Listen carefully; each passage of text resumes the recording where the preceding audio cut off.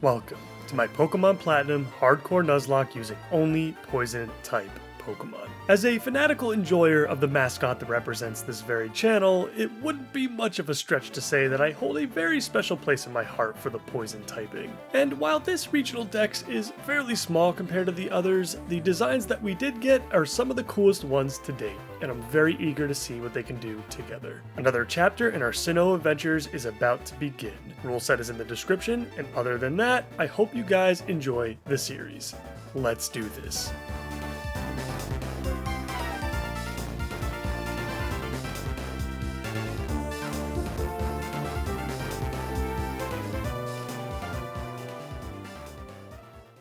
Back in Sinnoh once again. Since the walkthrough was completed in a single attempt, it definitely feels refreshing to be back at the beginning. Now I bet you're expecting me to open up this series by saying something along the lines of, Poison is a very interesting, unique, or incredible typing. But if I'm being honest, as much as I love Poison Pokemon myself, I think the type leaves a lot to be desired mechanically. If we simply take a look at how Poison matches up against other types, it paints a very mediocre picture. Defensively, we're great against grass, bug, fighting, and of course, other poison type attacks. I'm not going to say that having resistances to both grass and bug is useless, it's just not as helpful compared to what you could resist instead. Being immune to poison effects is nice though, and fighting type attacks are some of the hardest hitting in the game, and they are very common as well. Ground and psychic types are fairly prevalent throughout your journey, particularly in the late game, so Lucian of the Elite Four is definitely going to be interesting.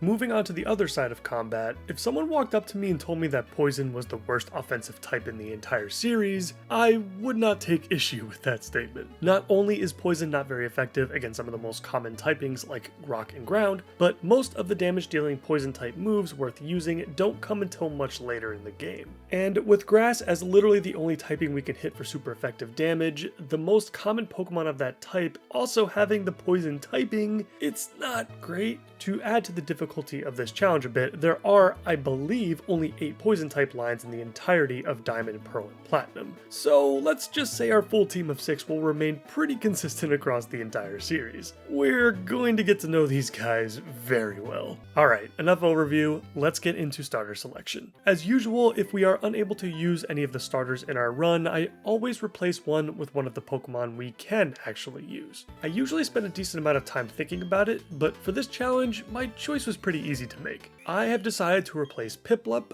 with Stunky. I guess the randomizer doesn't actually display the image of the new Pokemon in Gen 4 like it does with the GBA games. Anyway, this was an easy decision to make as not only does Stunky not exist in Platinum normally, I believe it is only exclusive to Pokemon Diamond, but it's got fairly comparable stats to the other first stage starters. Some of you may object because Stunky is technically not legal in Platinum, but this just makes it more fun for me, and I don't want to be forced to play through Diamond instead just so I can use a Skunk Tank.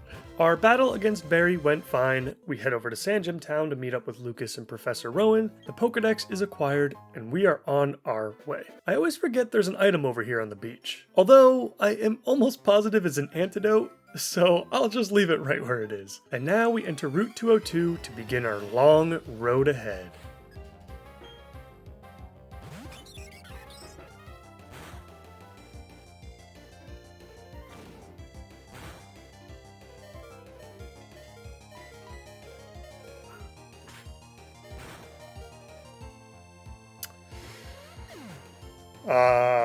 Well, I guess I'll see you guys in attempt number 2. That is amazing. I have not had something like that happen to me in a long time. I'm hearing everyone talk about Fantina, Candace, and Cynthia. No.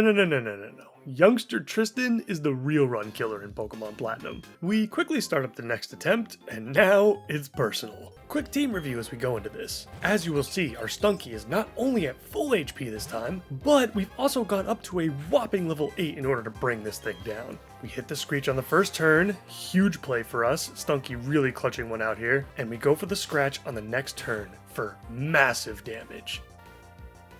We get hit with another crit tackle, and we've seen this before. We know the quick attack is coming. Can Stunky hold on? Starly falls, granting us absolutely nothing other than our pride and dignity.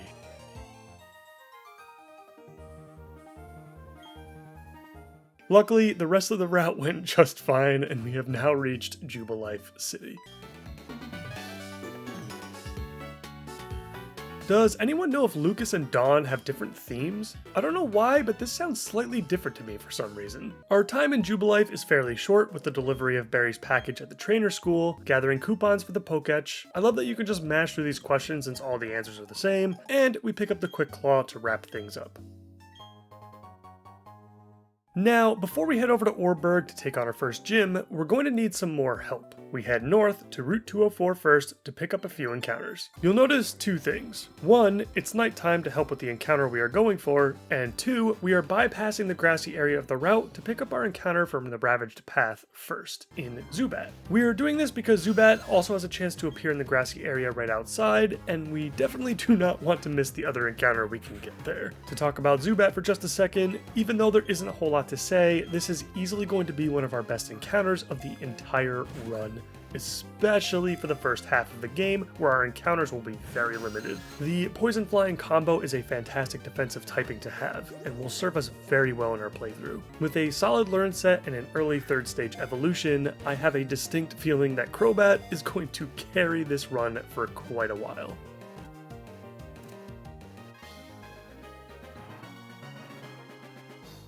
Back outside now, and we quickly pick up that crucial encounter I mentioned earlier in Badoo. Sorry if anyone was hoping to see me slam my head against Rourke with just a Stunky and a Zubat. Badoo should be able to get us through the first badge without too much of an issue. Actually, correction, I should say our Rosalia shouldn't have any issues, as Badoo is a friendship evolution, so I will get access to it right away. Rosalia and Roserade should be pretty great outside the first gym as well, especially with the utility the line brings to the team. Now let's begin our trek towards Orberg City, starting with Rival 2. We are adequately prepared for this, I'd say. Stunky is pretty overleveled and has no issue taking on this Starly.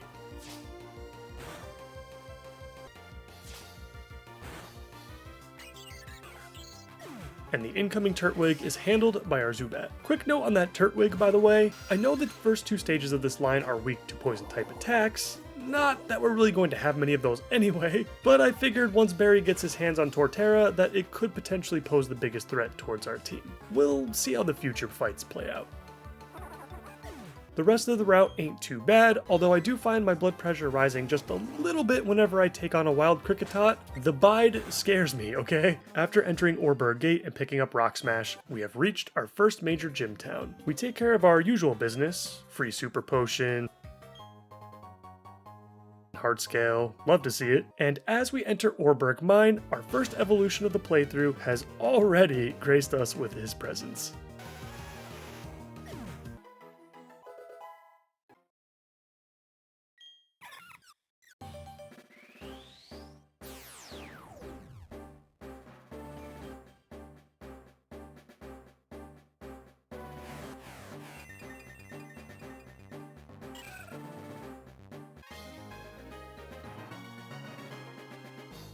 Hey, stop playing with rocks and get back to your gym.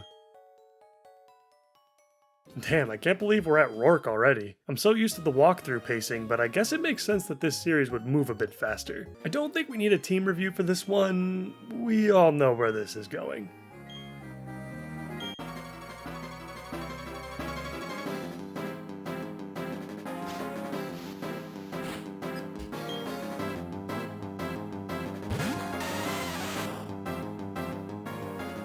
Not a whole lot to say. Grass beats rock, but Rosalia is also simply just too powerful to be wielded this early on in the game.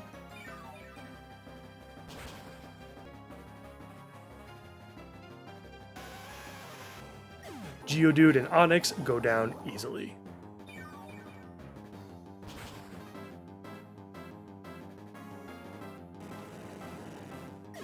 Now let's see if this Mega Drain can one-shot the Cranidos.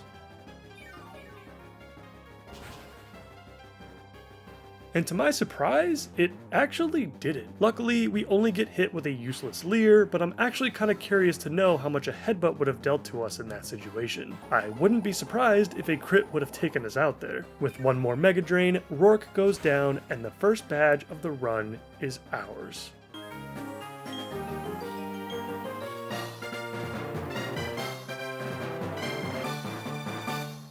We say goodbye to Orberg for now, head back over to Jubilife City, and meet up with Rowan and Lucas to deal with these clowns for the first time. Rowan's dialogue here is always hilarious at least, but battles against grunts of all kinds in this game are always very underwhelming. After the quarrel, I head over to the TV station in hopes to win the lottery so I can quit my job and do YouTube full time.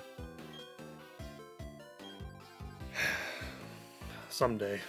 And we are back on the move again. I picked up the TM for Rock Tomb over in the Ravaged Path, although I'm not sure I'm really ever going to need it. Looking at the overall encounter list for this run, every line is pretty fast already. Now at the northern end of Route 204, normally I would say there's not a whole lot to see here, but we get into a really rough battle against the twins and their Pachirisu at the end of the route. Why is it that when I use Pachirisu, it's awful, but when AI uses it against me, they become pseudo-legendaries? Our situation got really bad in a hurry as the twins quickly identified our weakest link and jumped on our Stunky right from the start.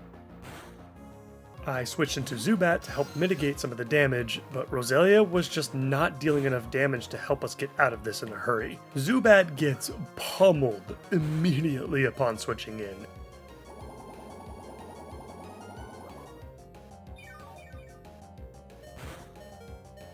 And Roselia's Mega Drain couldn't get the job done. Well, if I have to sacrifice something, it will unfortunately have to be our Stunky. The first quick attack lands, but the second one actually went to Roselia instead.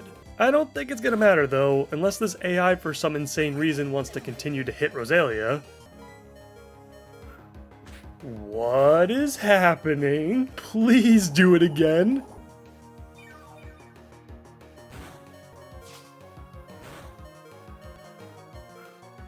But not this time though. And our first death of attempt number 2 is our starter once again. Was that just straight up BM or something? Just playing around with us, making us think we had pulled off a frickin' miracle?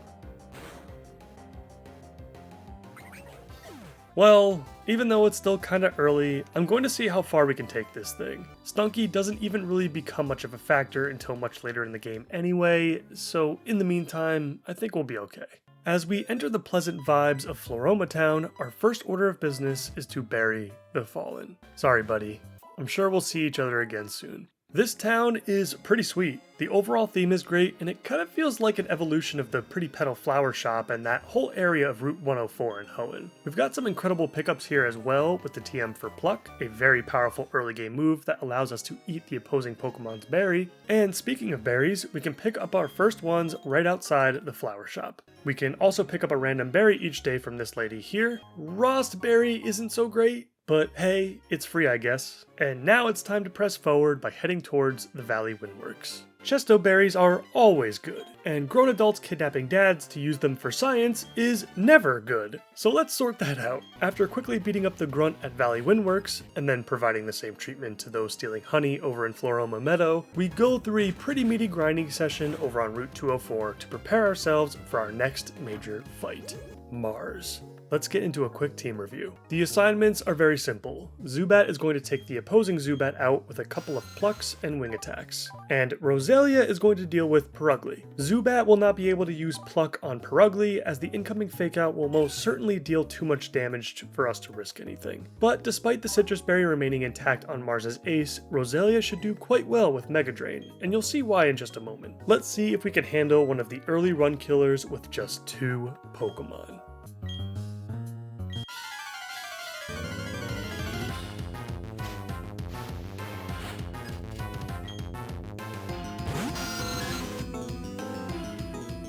The fight starts with some Zubat on Zubat action, and hopefully there won't be any unpleasant surprises here. The first wing attack deals over half, and the incoming bite hits us for a lot less. Another attack on the following turn brings her Zubat down. Even though our HP appears to be fairly high, Zubat is very squishy, and the combination of Fake Out and Feint Attack just seems like it would be too much. I switch into Roselia to take the next few incoming hits.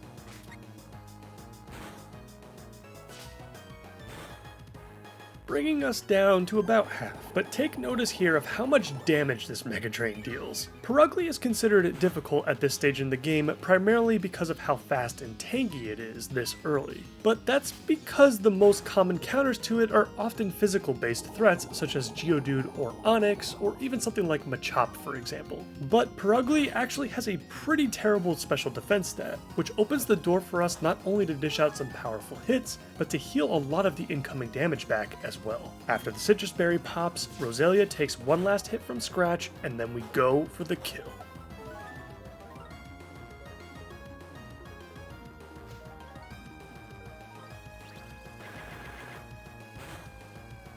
And just like that, Mars is finished.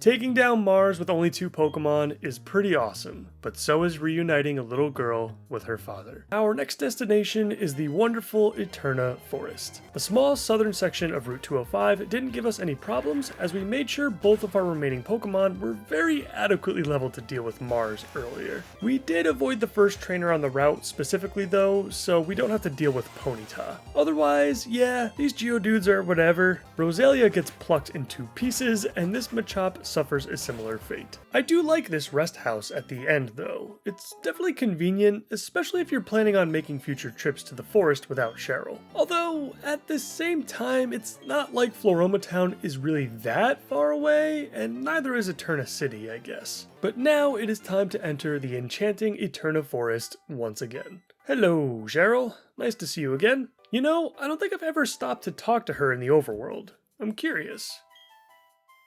But we haven't seen any wild Pokemon yet.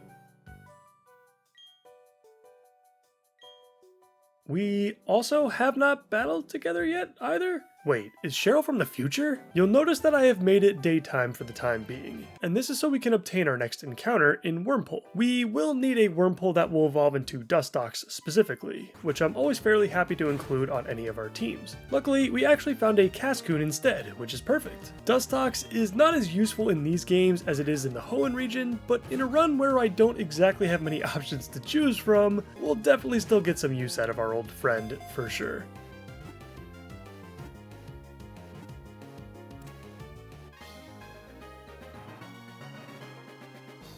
And after switch training on a few upcoming trainer battles, featuring this little freak, we experience the beauty of Cascoon's early evolution.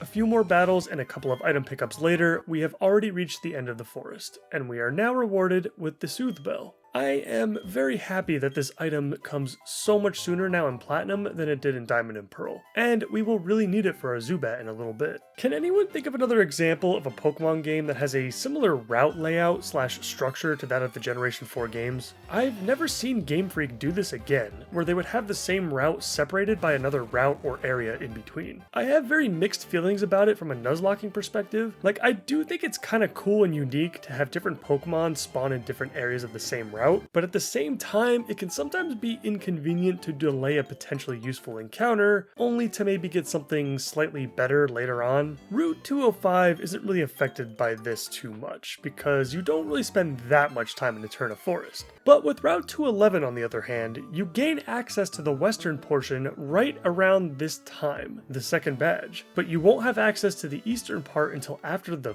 5th badge, I think. I don't know. What do you guys think about that kind of design? Finally, in Eterna City. First thing we always pick up as we enter the Pokemon Center is, of course, the Friendship Checker app for our Pokétch. Seriously, I still think this might actually be the best app, or at least one of them. Guessing how much more friendship you require in order to evolve your Pokemon is annoying as hell, and while other games do have their own versions for friendship checking, this has to be the easiest and most convenient. After obtaining the Explorer's Kit from the Underground Man, we deal with Barry and Cyrus again, pick up the hidden Draco plate that will literally never be used. Seriously, how many Pokemon before the postgame can actually utilize dragon moves at all, let alone this early in the game? And we grab the experience share from Lucas's father, another must-have for any playthrough. I spent some time over on the previously mentioned western end of Route 211 to pick up our HM slave for the run. It's kinda nice when the Bidoofs here are only a level or two short from evolving into the ultimate HM servant, and in this process we trained up up the rest of our team with our most crucial member for the upcoming fight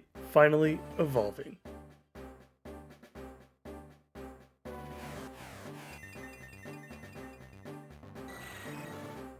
The Eterna City Gym is up next. I've got to admit, I kind of prefer the old gym design. This is fine, I guess, but playing hide and seek was a really cool concept that, if anything, they could have expanded upon even further in Platinum. I let Dustox cut his teeth a little bit on the trainers here, so she could catch up a little bit more. And now, we go for our second gym badge of the run.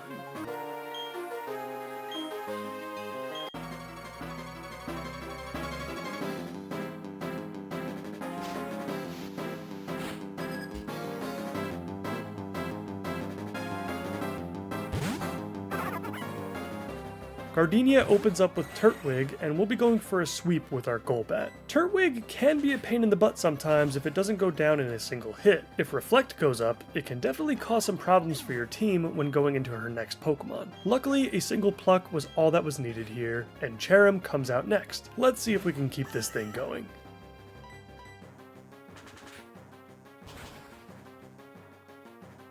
We are unable to take Cherrim out with a single attack, and now we are hit with the Leech Seed. Very smart move on Gardenia's part, putting us on a timer going into her very powerful ace. I decided to keep Golbat in to finish off Cherrim with another Pluck.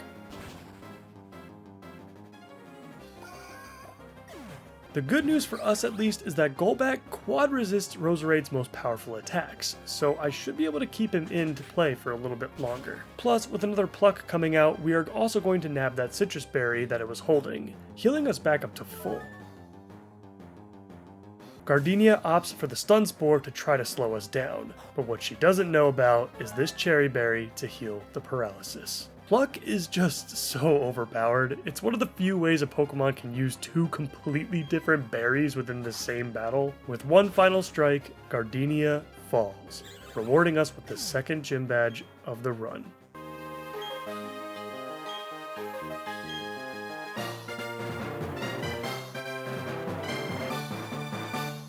Soon after our glorious victory over the Warden of Eterna, our flying friend is ready to evolve once again.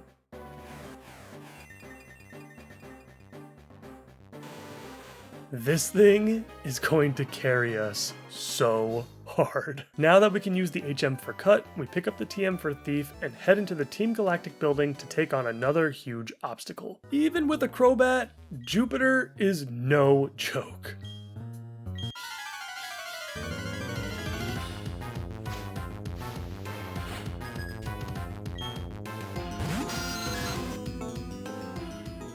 The fight does start out fairly unfairly with our Crobat versus Jupiter's Zubat. But to its credit, we are not able to bring it down with a single wing attack, and we take one ourselves in response. The following wing attack brings Zubat down, and now the real challenge is upon us. Skuntank, much like Perugly, is just so powerful and tanky at this level, but where Skuntank separates itself from that comparison is with the move Night Slash, a very powerful stab attack with an increased chance to crit, which at this level, a crit from what is effectively a 105 base power attack from a fully evolved Pokemon is absolutely brutal. The confusion puts in great work for us already, and the Pluck on the next turn really turns the tables in our favor. And then, well, what would a classic Grumpy Gengar run be without overthinking a fight here and there? I didn't like where Skunktank's HP ended up after the second confusion hit because I thought that a Hyper Potion or something like that would have come out after attacking with another wing attack. But in hindsight, I don't think that Jupiter uses Hyper Potions if I'm not mistaken, so yeah, this was a bad move.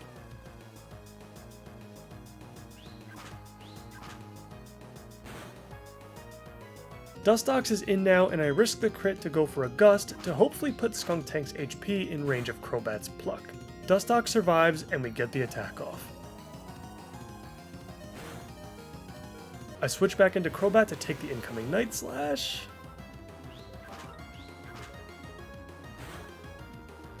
No crit there, and now we go for the kill. Pluck isn't enough to get the job done, and we get hit with another Night Slash. We heal a little bit from our Oran Berry, and now at this point, we just have to keep attacking and pray something good happens. And it looks like our prayers were in fact answered, as not a single potion comes out in response. A rather stressful fight for sure, even though it didn't have to be, but at least we're still in this.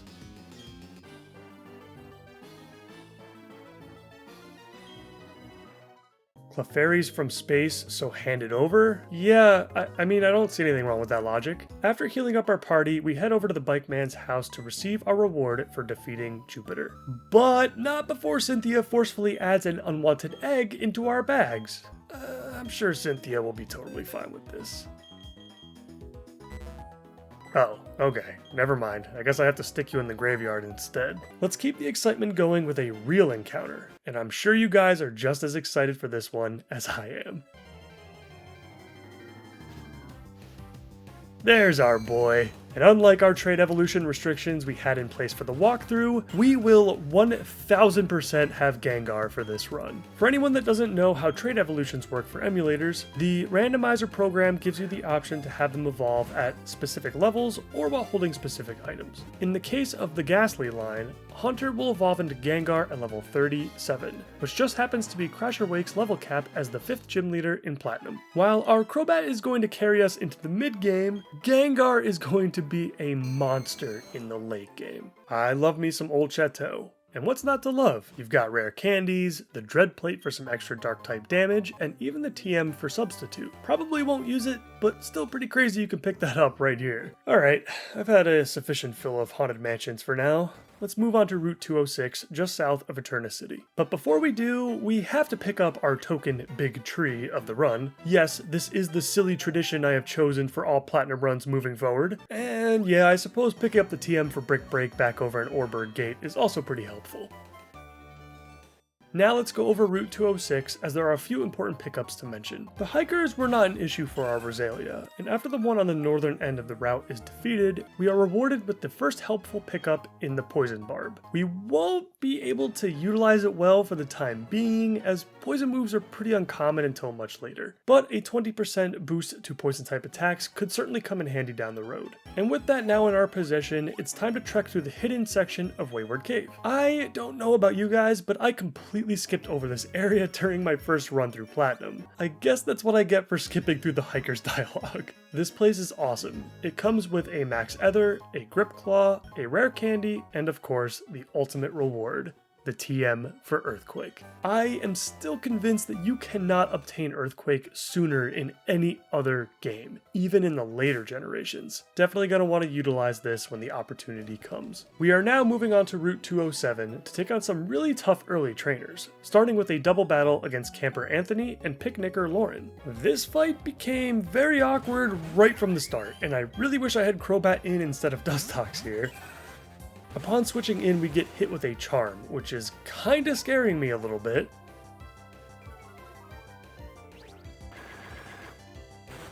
Wait, whoa, this Chimchar has Flame Wheel? Oh god, okay, I mean, I guess that actually makes sense. You just don't really think about a first stage starter really being all that terrifying normally. I'm going to redirect all of my energy on Chimchar now. I can't imagine it would survive with a wing attack / return combo, so that's what I'm going to go for.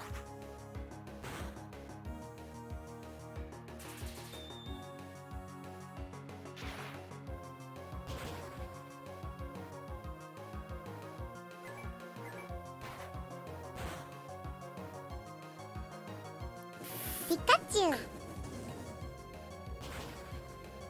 Roselia goes down, but at least Chimchar will succumb to the poison damage and go down as well. I send in Dustox now, and this should hopefully be easier with the 2v1 in our favor. Bite deals absolutely pitiful damage against this thing. What are they feeding these Pachirisu? Is Camper Anthony training for the frickin' Battle Frontier or something? The incoming Spark deals another huge chunk, and he gets the paralysis as well. All we can use is a useless Gust from Dustox, and our Crobat is in a lot of trouble.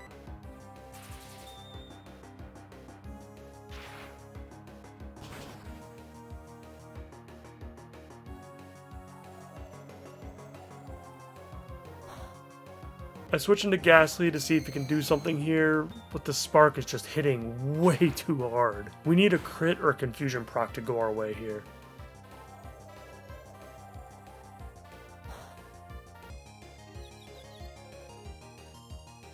Pachirisu breaks through and takes out Ghastly.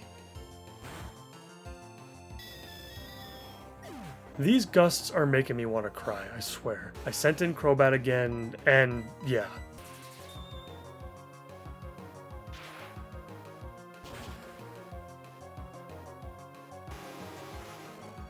Even if I could get through the rest of this with Dustox, no, this is over. I cannot believe another one of those little electric rats has taken us out again. It's kind of funny to think about how we still got through Jupiter despite my poor execution, but we couldn't overcome a Pachirisu and a Chimchar. Oh well, that's just how it goes sometimes.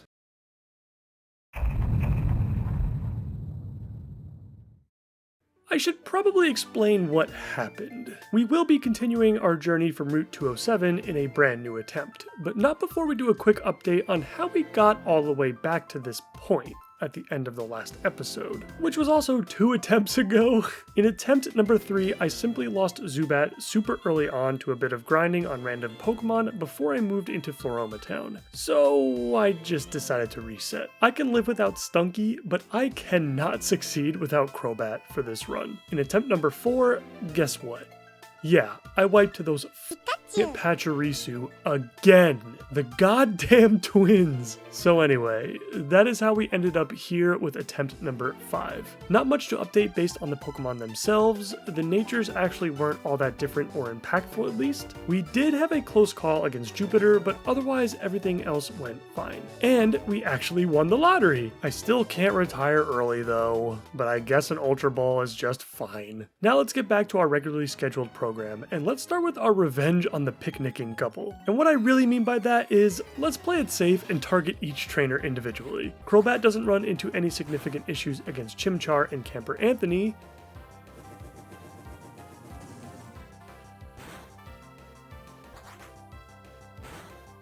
and Rosalia deals with Picnicker Lauren and her little electric Moving on to the rest of the route, just be very careful when going up against any Geodudes that you encounter. Each one will have self-destruct at this level, so just make sure you can take them out with a single strike. Lucas stops us right before our first encounter with Mount Coronet to give us the Versus Seeker and Dowsing Machine. Very nice. We say hello to Mr. Blue Hair Man himself, traverse the rest of this little section, and now we've got Route 208 to fight through. This is a pretty great spot to farm up some experience with our newly acquired Versus Seeker. Both hikers give out pretty decent rates, and we can build up some defense EVs as well if that's something we want. Can someone tell me if mulch is actually useful in any way without hounding your berries the second they are ready to be watered again? It always just seems so pointless to me. We got surprisingly beat up after that route, but at least we've made it to Heart Home City. Upon entering Sinnoh's largest city, we run into a wild Pokemon that we are not allowed to catch. Hey, I don't care if you're my mom's friend. Finders keepers, lady. We then pick up the Shell Bell for some nice early self-healing, watch an episode of Hey guys, my dad's rich, see you later, and then my mom forces us to try on a new dress that we will never use. And finally, we head over to Amity Square to pick up some more items.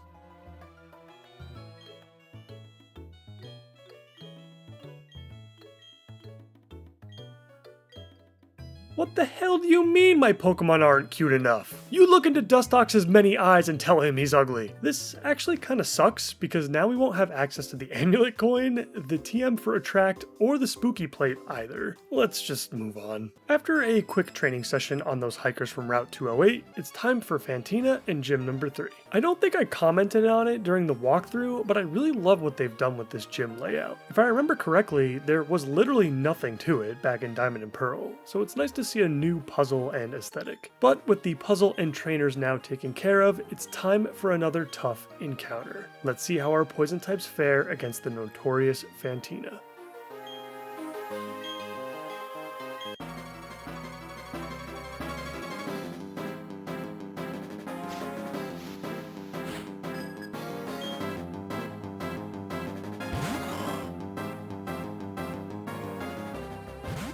I lead with our own Ghosty Boy to take on Fantina's Duskull. This was the safest bet, I think, because Haunter isn't going to be as useful against Miss Magius, and it'll also be harder to switch him in onto her own Haunter as well. Duskull misses its Will-O-Wisp, allowing us to pick up a very clean kill with Shadow Punch.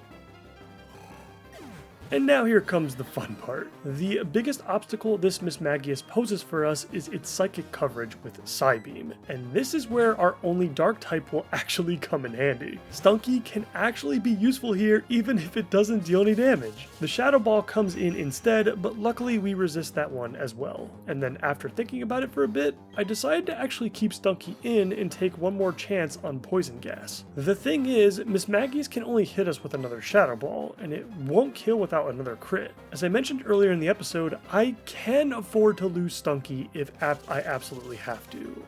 I'd rather not, obviously, but it wouldn't be the end of the world if it happened. The incoming Shadow Ball does not crit, and we get the poison. And now we switch into Crobat to try and bring this thing down. The extra damage from the poison is actually really important here for dealing enough damage to put Mismagius into bite range. It is also extremely important that our Crobat is not only faster, but she's also able to eat the citrus berry as well, giving us more time if we need it.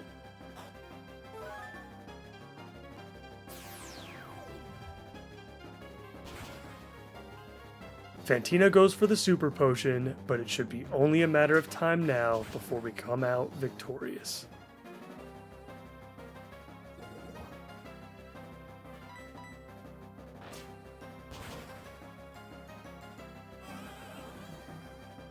With her Haunter out now, I switch into some fresh legs. Or leaves, I guess. Let's see if Roselia can bring this one home. We do get the Leech Seed, which is very awesome, and the Haunter goes for the Hypnosis. Luckily, we planned for this scenario, and our Chesto Berry wakes Roselia from his sleep.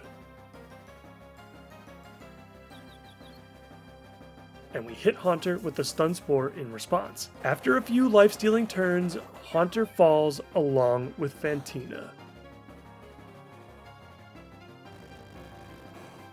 Not too bad for a poison team. And our Stunky gets some much needed help on the offensive side as well with the TM for Shadow Claw.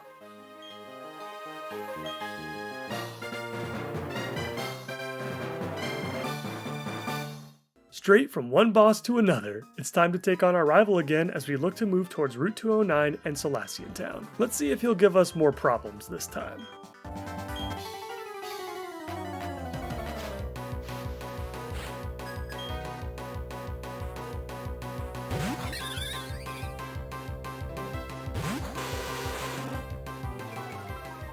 We've pinned our flyers against each other to start the fight, but I feel like even with the Intimidate, we've still got a pretty big advantage here. Our first wing attack hits for a solid amount of damage, and Staravia begins throwing up those double teams. We don't miss on our next turn,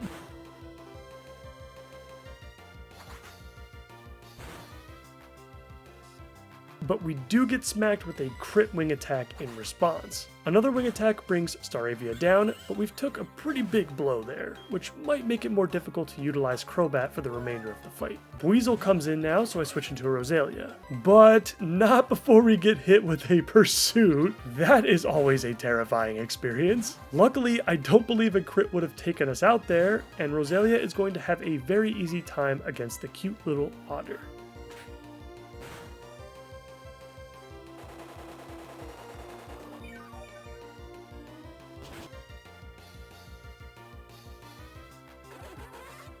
Barry's Firefall is now in, and I don't really have a great answer for this without Crobat, honestly. I decided to keep Roselia in for a turn to see what he could pull off. Ember wasn't going to kill even with a crit because we have such great special bulk. What I was not expecting, though, was Roselia to land the crit on return and take Ponyta out with a single strike. Very nice. Barry sends out his ace, and I switch into Haunter on the withdraw. Again, Crobat would be really nice to have here, but we'll have to make do. I go for the Confuse Ray,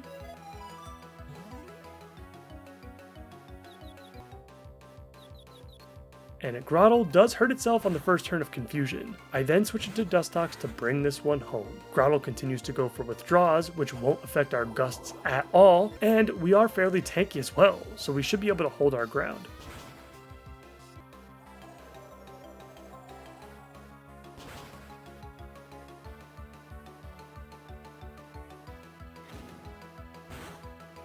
I use Moonlight just in case something goes horribly wrong,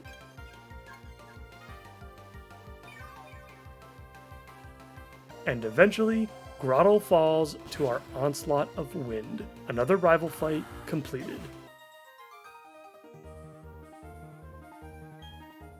Upon entering 209, our Roselia savagely beats down a bunch of baby Pokemon. We pick up the Good Rod, which will be eventually helpful for us later. We pick up the TM for Steel Wing, might be nice for Crobat, and that's it. Pretty easy. When you're not trying to go over every single item pickup, notable trainer fight, and you don't have a single encounter to pick up as well, a lot of these routes should go by very quickly, which is great for progress. I did decide to get a little ballsy and trek into the Lost Tower, even though there isn't really a reward waiting for us until we pick up the HM for Defog. The battles in here are fairly tough with the fog to worry about. We lost a core team member in the last playthrough to a Mischievous and a Murkrow combo, but fortunately we did not run into any other issues this time around. Has anyone really played around with seals in Platinum? Any cool effects out there that make it worth it? I never really spent too much time with it outside of the first couple that you get. Look at this little looking all innocent, but I know who you truly are. Yeah, I'm talking to you. You're lucky there's a fence in between us, buddy. There's nothing really to go over regarding the ruins. We picked up a couple of psychic boosting items which could possibly be used later, but other than that, the evolution stones littered around the place will not serve any purpose for us in this run. However, as we move into the southern area of Route 210, we can pick up the TM for Roost, which our Crobat will absolutely love. Our massive purple bat is already carrying us around as it is, and a healing option just simply puts her over the top. A rare candy and some Moo Moo milk later, and we are off to Route 215 and Veilstone City. Normally this route is fairly simple apart from the mini-boss, I'll call it, at the end of the route, but this time around we actually had an incredibly difficult time against one of the early trainers and their Bronzor. Bronzor might be the most annoying first stage Pokemon of all time. It takes so many hits, and all it does is use Hypnosis with seemingly 100% accuracy, and of course Confuse Ray as well. Everything else went just fine though, as we picked up the TM for Shockwave. And now we approach the double battle against Ace Trainers Dennis and Maya. This is always a pretty tough matchup. They have a pretty well designed strategy and decent coverage options. We lead with Crobat and Roselia, and the opposing flower Pokemon is taken care of easily by our Crobat. The goal here is going to be to take out all of the Pokemon from one trainer first, so we can set ourselves up for a 2v1. Gligar isn't too threatening, so this works out pretty well for us.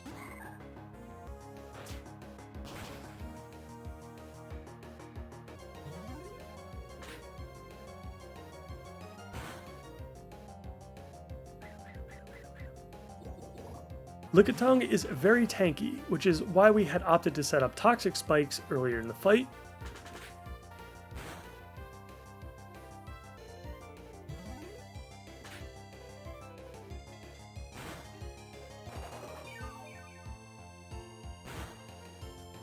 And with one more pluck from Crobat, Lickitung is put into perfect health range for the poison to finish it off alongside Gligar. Drifblim is out now, and I opted to keep both of our team members in, and overall, it definitely worked out great.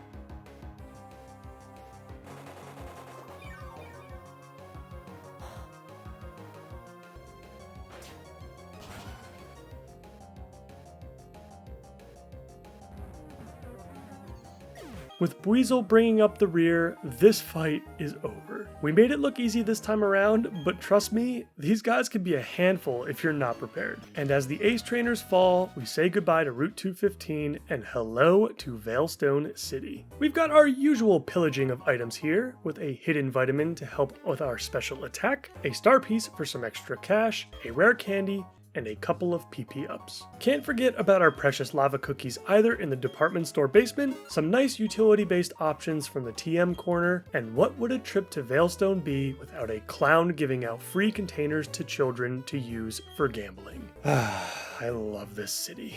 And how about this for a Grumpy Gengar episode? A third boss fight. We say hello to Crasher Wake on the way in, our Crobat flattens the gym trainers into pancakes, I'm kinda getting hungry now, and we are now standing face to face with Maylene and our fourth gym badge. Let's see what she's got for us.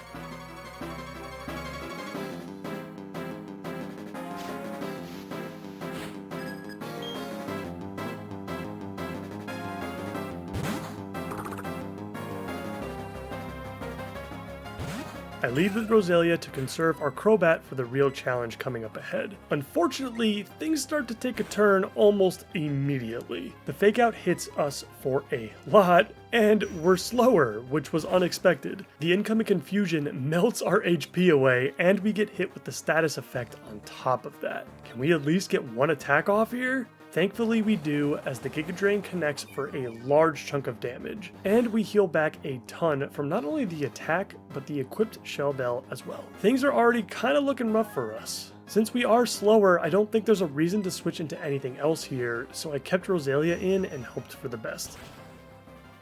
No crit from Confusion, and we break out of our status condition as well, and we get the kill.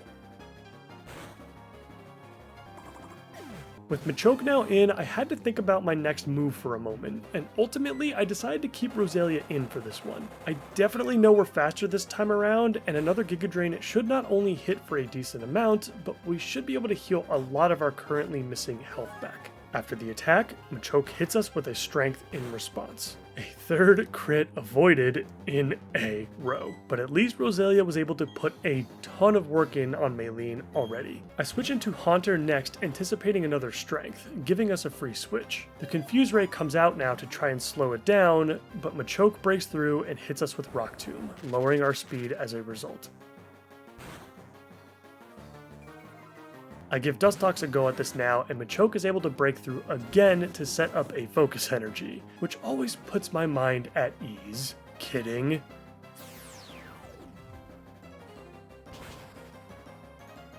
And a Psybeam on the next turn is just not enough to get the job done. Machoke snaps out of confusion and hits the Rock Tomb. I'm not gonna lie, I thought that would have hit us way harder than it actually did. Dustox is doing a great job so far. Even more fortunately for us, Maylene does not opt to heal Machoke at all, and another Psybeam brings Chad Jr. down. The big guns come in now, so I switch into Crobat. The Metal Claw hits us fairly hard upon switching in, and we go for a Pluck on the next turn.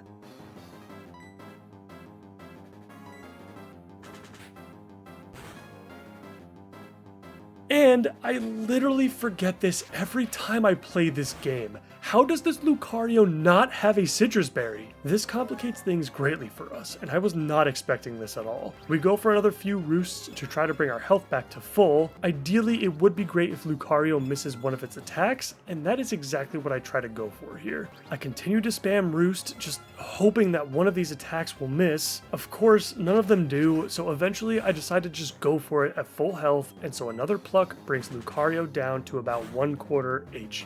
I have to avoid a crit here.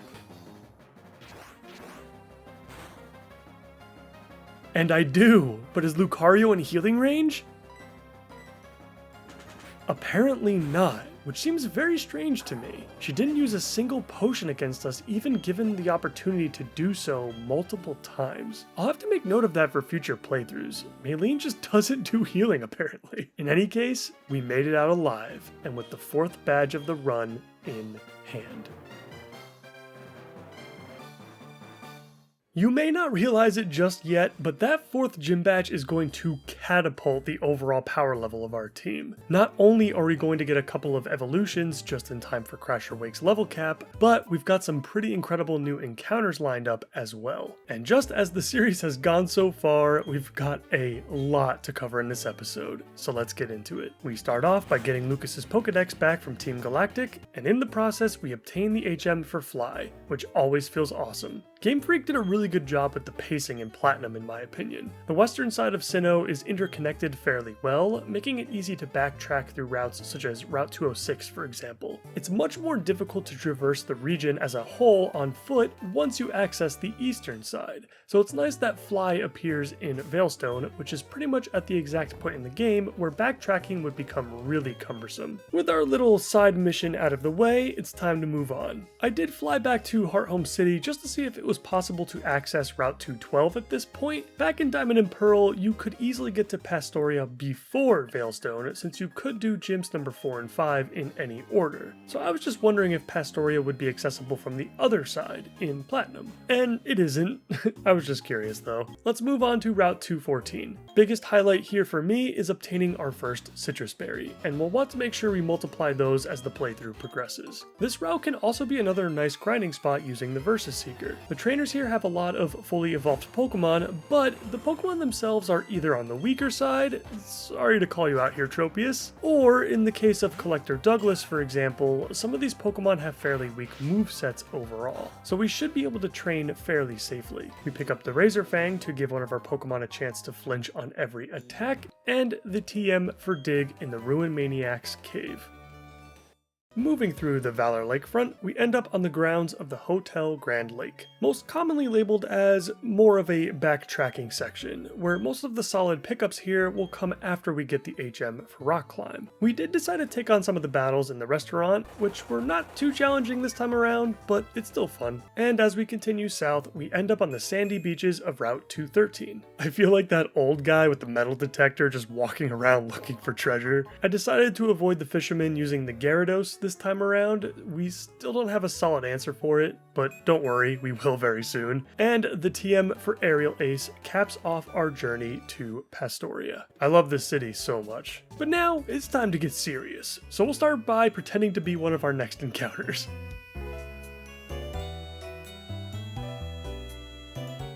We clear out the berry patch in town so we can get to work on those citrus berries. We pick up a free one from the lady inside this house. A Colbur berry is a very nice safety net for our future Gengar. And now let's grab that encounter. While I'm not the biggest fan of rainy routes in general, I'll give Route 212 a pass for being loaded with great items and features. For this run, we've got the TM for Toxic, an Elixir, and later on we'll be able to also pick up a Poison Jab as well. Can't forget about the Move Tutor either, and probably the best one out of all of them, honestly. Time for that encounter. And it is, of course, Croagunk. Quick side note regarding the Gen 4 game differences here, I believe that you can only obtain Croagunk in the Great Marsh in Diamond and Pearl, which not only would have made it far more difficult to catch because of the chance for it to flee, but it also would have meant that we actually lose an encounter as well, since there's another poison type we'll be going for in there a bit later that has also made the Great Marsh its home. It's just cool you can now actually get a Croagunk outside of the marsh. And as far as how Toxicroak can contribute to the team, I think it's great. It gets a ton of physical coverage options, and it's fast enough to become a formidable sweeper, for sure. Really cool type combination, just gotta watch out for those psychic types. Toxicroak is also pretty frail in general, so we'll have to use it carefully. But because it is such a customizable Pokemon, it will excel in filling in any of the gaps we may have in our offensive toolkit. Moving into the northern end of the route, we begin our grind for the boss fights coming up. And not just for experience either, we need money. This lovely lady and gentleman here will gladly empty their fat pockets for us so that we may utilize that money to gain immense power and defeat our enemies. Hey, I'm just saying it like it is. And in the process, our starter finally evolves. I am very excited to use Skuntank. I truly believe that he can make a huge impact for us.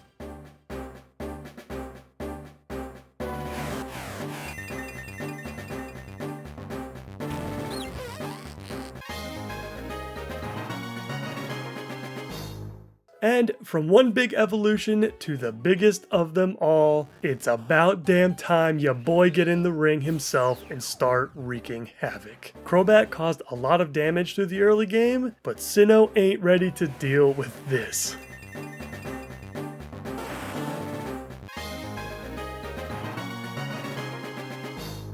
Back in Pastoria, and it's time for another rival fight. This is what we've got now. Pretty big difference from the beginning of the episode. Let's deal with Barry.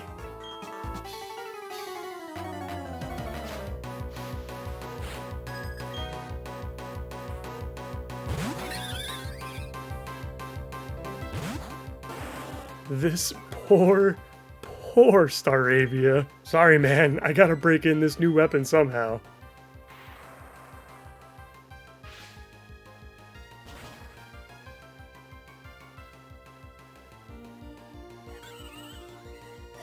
Weasel comes in and suffers the same fate. Not sure what Barry was expecting to happen there.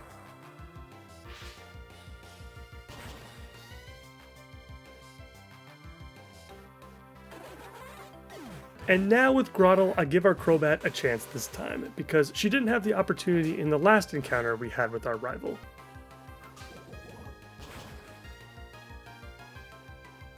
Grottle does hold on after the first cross poison, but in typical Barry fashion, he goes for the withdraw.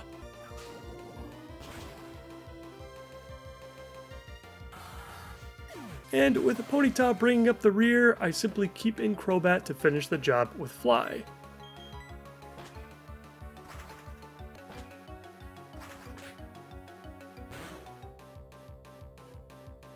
It took more than one hit surprisingly, but eventually Barry goes down again in probably the most embarrassing fashion yet. He'll get a lot tougher the next we meet, but man, this was brutal. Now it's time for the gym. I let Roselia build up some levels in here as we navigate through the trainers. And now, it's time for Crasher Wake and badge number 5. Call it a hunch, but I have a feeling this will end badly for Sinnoh's WWE superstar. And you know we gotta have at least one of these in every series. No need to analyze, let's just watch together.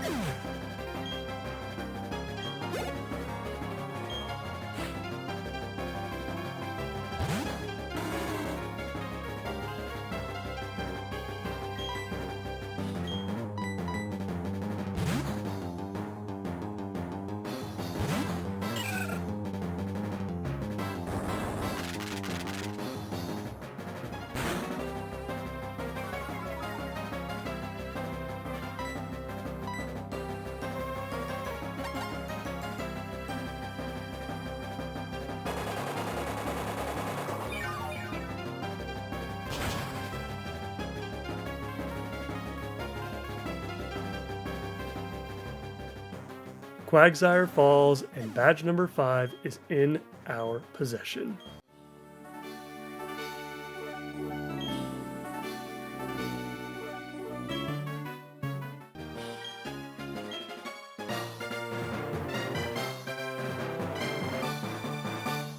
Let's work on tracking down the blue-haired terrorist before he gets away. You know, Looker, we could be spending our time running after the guy and not just standing around doing nothing. Also, for a grunt entrusted with setting off a bomb, you'd think Team Galactic would provide him with a Pokemon that can better defend himself? Anyway, after dealing with that whole scenario and Barry mistakenly thinking Cynthia is our sister, she rewards us with our next progression mechanism. But before we head over to Celestic Town, we've got yet another encounter to pick up in the Great Marsh back in Pastoria. I'm not joking, this is literally the first time I'm looking into these binoculars during this series, and I already found it. If it wasn't obvious enough already, Skorupi is our target, and while Skorupi itself is quite bad, Drapion is an absolute monster. Great typing, shares that with our Skunk Tank, it gets access to a ton of moves, it's a super tank, there's really nothing at all to complain about. Drapion will stack up well against basically the rest of the game, and I'm very excited to use one.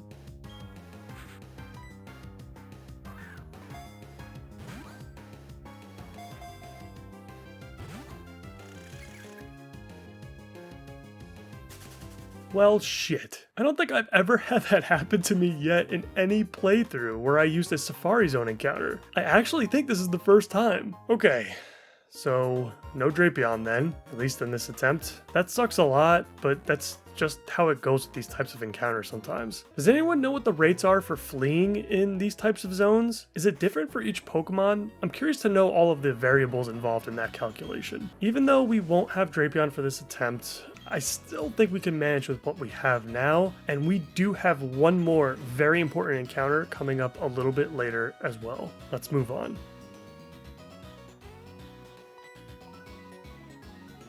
The notorious foggy section of Route 210 is up next, but we are much more prepared for it this time around than we were in the walkthrough, where we had a couple of close calls. The biggest fight here being against Ace Trainers Zach and Jen, which is an optional fight by the way, but while my blood pressure does rise quite quickly whenever I encounter these two, it's always a fun and interesting fight, because you just don't know how the fog is going to manipulate the outcome.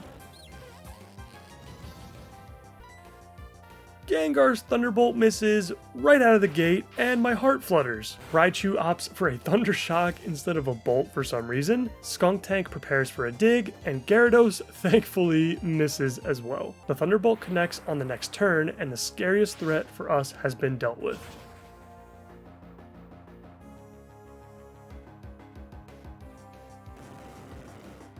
Skuntank goes for the dig, and misses. Back to square one with this Raichu. I send in Roselia to replace Gengar after the tail whips from the previous turn, and I go for some more attacks.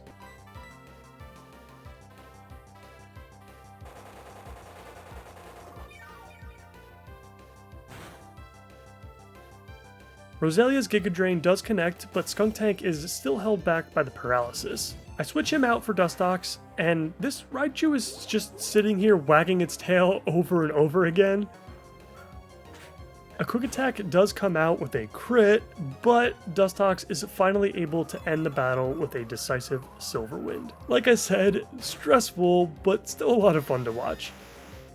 The rest of the route went all according to plan, and we are now in Celestic Town. As usual, we pick up the items lying around town, although I'm not sure why I even bothered with the Dragon Fang. I can't use it for anything. Maybe it'll sell for some cash. And of course, we pick up our free pairs of glasses, because apparently we are so blind that we need 3.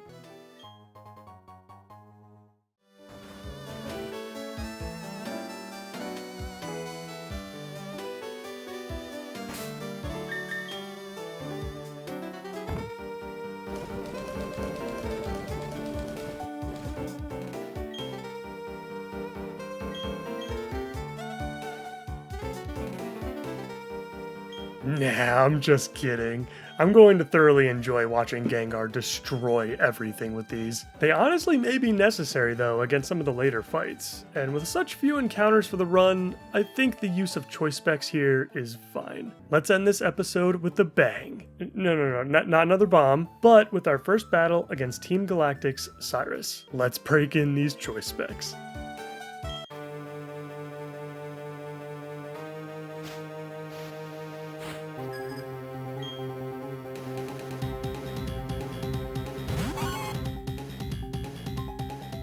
I start this fight with Gengar, who calls upon Zeus himself to literally rain bolts of hell from the skies. Sneasel doesn't stand a chance.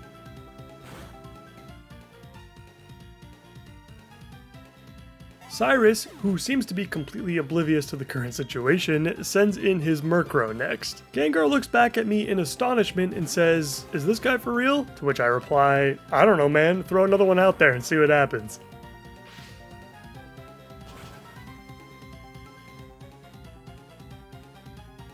Murkrow obviously goes down to another Thunderbolt, and Cyrus sends out yet another flying type in a desperate attempt to maintain his pride and dignity. But we all know where this is going.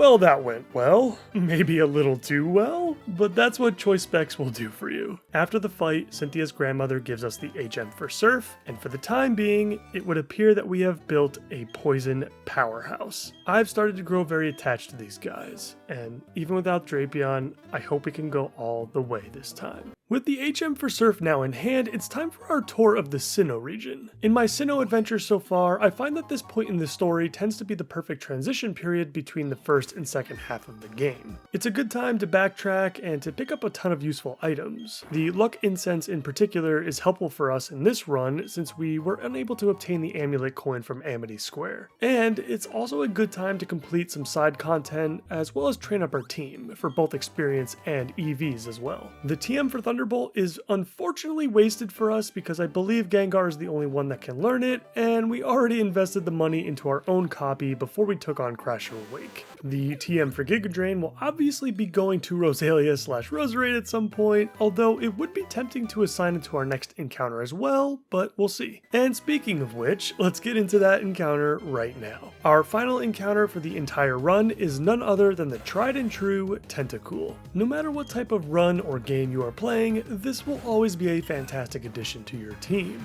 Tentacool is fast, thick on the special side, and it will do everything you want it to as your bulky water type. And honestly, a good water type is exactly what this team needed to round out our overall offensive toolkit. Welcome to the team, buddy.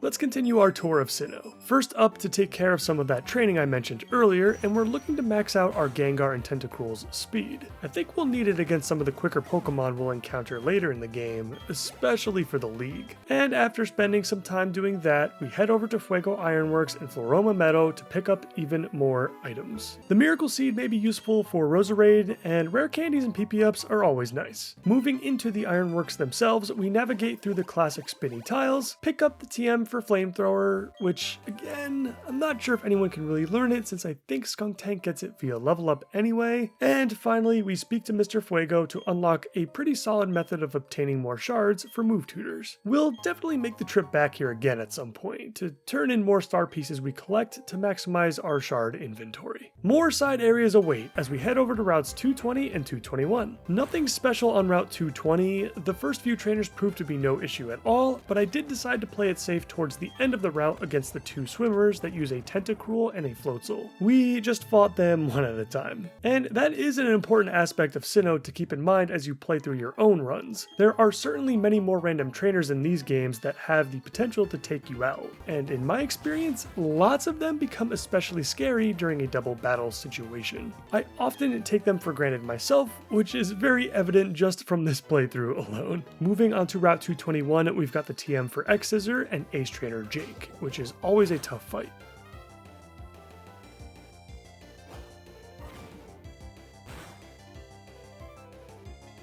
We had a close call here. Staraptor was a handful and could have easily torn Crobat into pieces, but at least we played the rest of the fight perfectly by utilizing our immunities to their fullest.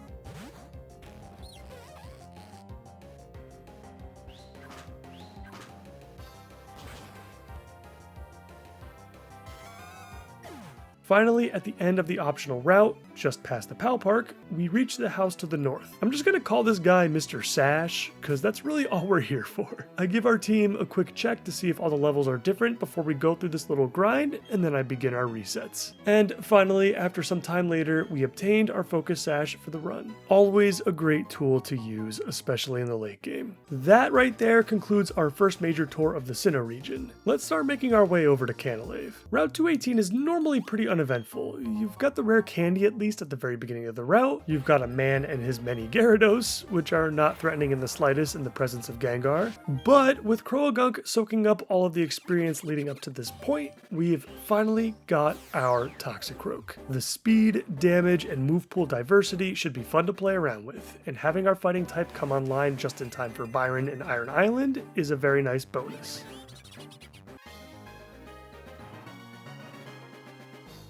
Now entering the beautiful Canalave City.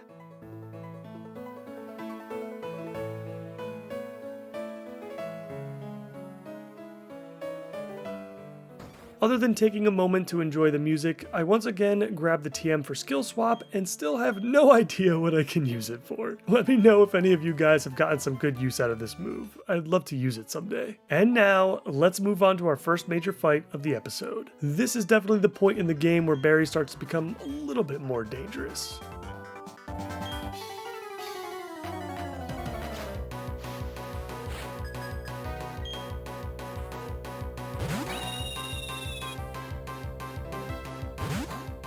We lead with Gengar to deal with Barry's new Staraptor. As scary as this edgy bird can be, a swift Thunderbolt from our boy should be more than enough to bring it down.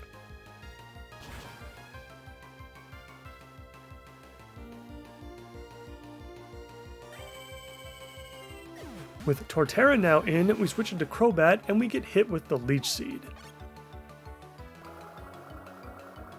Without too much to worry about for at least a turn, I decided to keep our purple bat in to see how far we can go.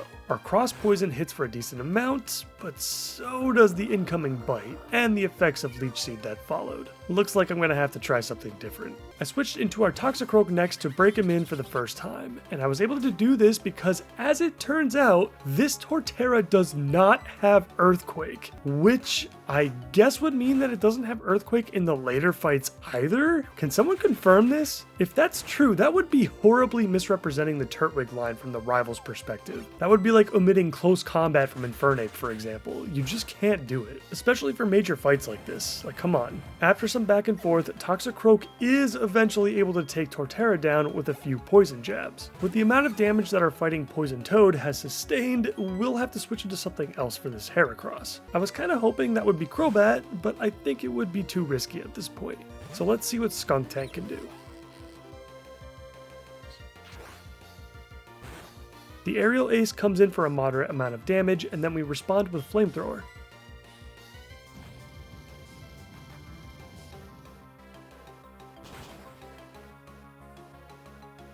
Massive damage there, and we are faster, but the incoming Brick Break hits us like a truck. Luckily, no crits here, and then on the following turn, we burn Barry's Beetle down to the ground.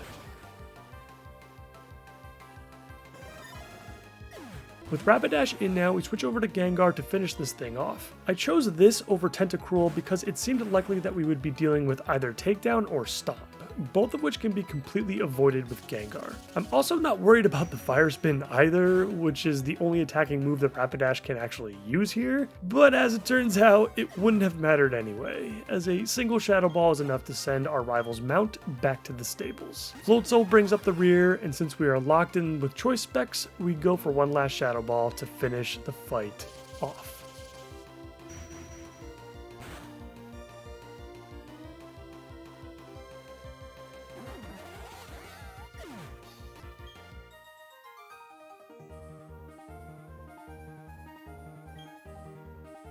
After the battle finished up, I just remembered that we had skipped on a very powerful item for this run specifically, and so I flew back to Pastoria to set ourselves up to obtain it. I've taken Dustox back out of the box temporarily, and I'm teaching it Thief in order to grab our item, which is none other than the Black Sludge. For anyone wondering, I will not be farming these up to be used on all of my Pokemon. I'm just gonna allow myself to use one. Black Sludge is basically leftovers, but for poison Pokemon only, allowing the holder to heal a small amount of HP back at the end of every single turn. This should be a great item for the likes of Skuntank and even Tentacruel in certain battles. And speaking of Tentacruel, we spent some time back on Route 212 training her up while we were over on that side of the map anyway. I'm gonna need her for our trek through Iron Island. And speaking of Iron Island, I know, I'm just killing it with these transitions. Let's head over there now.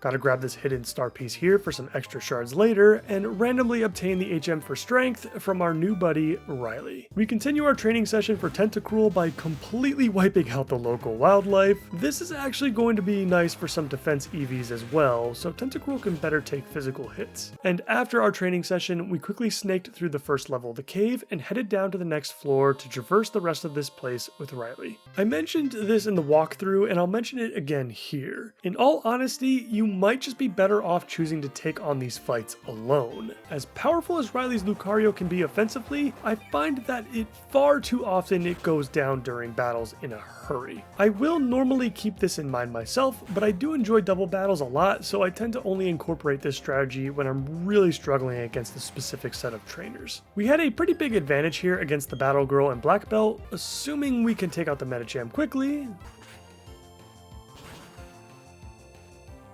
which we do, and Toxicroak's lousy attempt to set up Nasty Plot did not go over well for them either.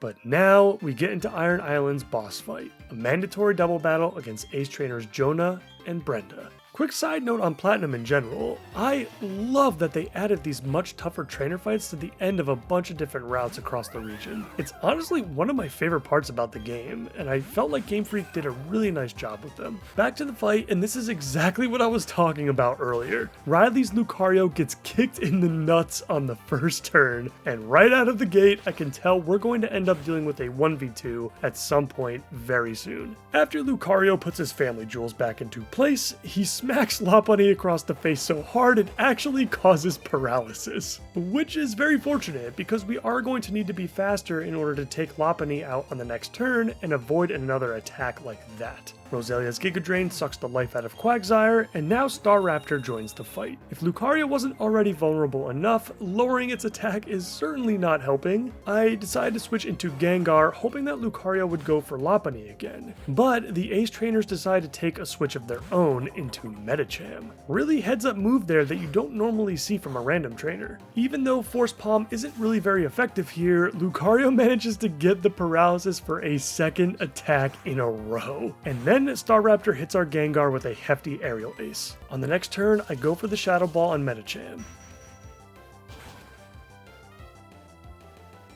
And it's enough to take it out, but I am worried about our Gengar here. Lucario goes for yet another Force Palm, and again hits the paralysis. Those odds must be less than 1%. However, Staraptor would break through and land a disgusting blow on Lucario, taking Riley's only Pokemon out in the process. I knew we would be at this point eventually, and things are definitely starting to get awkward. Ace Trainer Brenda sends out her final Pokemon, and we have to keep Gengar in here to take it out if we're going to have any shot at getting out of this deathless. The Shadow Ball takes out Kirlia, and thankfully no crit from Aerial Ace. I completely forgot about this Lopunny though, and now I'm not so sure what to do here. We have to take Gengar out obviously, but for who? Who is going to be tanky enough to potentially take 2 hits from Lopunny and Staraptor? I settled on Tentacruel, and upon switching in, Lopunny just goes for an agility, and Staraptor hits us for a large chunk with Aerial Ace. A crit would certainly take us out here, so I'm going to give Crobat a crack at it now. What do we get hit with here? Another agility from Lopunny, and a massive takedown from Staraptor. I go for the Roost here in hopes that at least one Pokemon will suffer from paralysis. But so far, nothing's giving in. And honestly, at this point, I wouldn't be surprised if Lopunny became fast enough to outspeed some of my other Pokemon, even with paralysis. Staraptor's takedowns have actually helped us get into just enough range for Crobat to kill with Cross Poison, and that's exactly what we go for. Staraptor finally goes down, and Lopunny finally loses a turn. Hippopotas comes in now, and on the following turn, I finally take this Lopunny out with another Cross Poison. The ground hippo hits us with a takedown, bringing our health down to critical levels, and we could have easily lost Crobat there to a crit. Worried that that takedown would deal too much damage to our physically frail Roselia, I switched into Skunk Tank instead to try to bring this one home. The Night Slash comes out,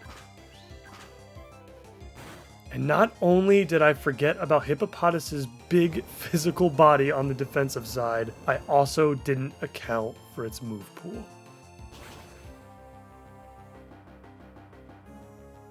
Turns out, Hippopotas learns Earthquake at level 37, which is not something I thought it would have had until at least level 40, but I guess it makes sense for a first stage Pokemon all the way up at this level. I'm so sorry, buddy. You just can't catch a break in this challenge. I send out Tentacruel to put an end to this fight, and to Iron Island as well. Without Skuntank and Drapion, we no longer have a Dark type with us, and that is going to leave us in an incredibly vulnerable position against any psychic threats we encounter. Don't ask me what I'm going to do about Lucian. I don't even want to think about it right now.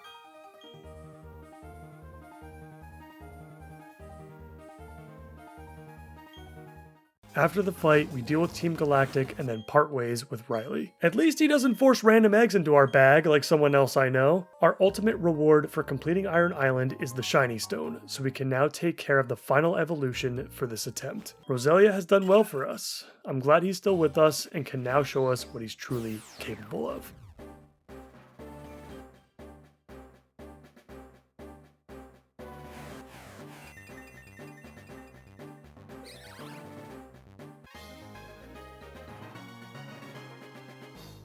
Back in Canalave City now to bury the fallen. We salute you, Skuntank.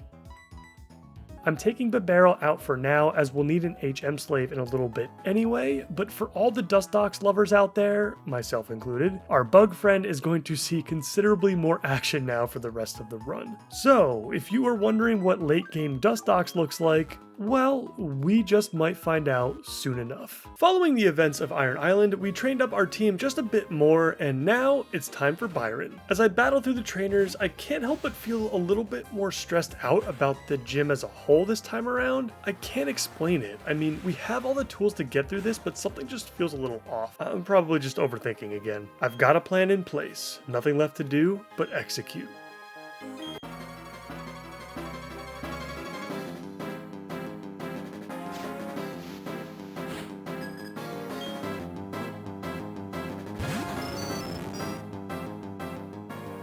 Byron leads with his Magneton, and we lead with Toxicroak. About time he got some real action in. After thinking about it for quite some time, I decided that he would be our best target to give our Earthquake TM to.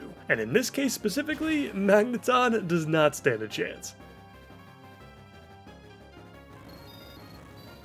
Steelix comes in next, and because of its massive physical bulk, I don't think we're taking it down with a single strike here. I pivot through Crobat to avoid the Earthquake, and then I send in Tentacruel on the Ice Fang. Looking good so far. And then I go for the Choice Specs boosted Surf on the following turn. Steelix goes down, and now we've got nothing but Byron's ace left. Metal Burst genuinely scares the crap out of me, so I gotta be careful here. I switch into our new Roserade next to set up the Leech Seed. I wanted to make sure that we were super careful with this one.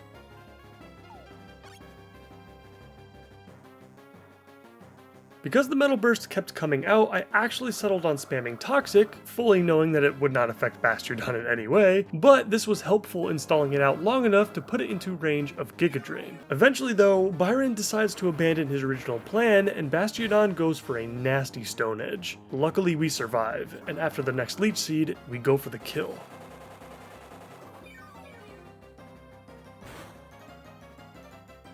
We don't get it, and after the Citrus Berry pops, the Metal Burst finally comes out.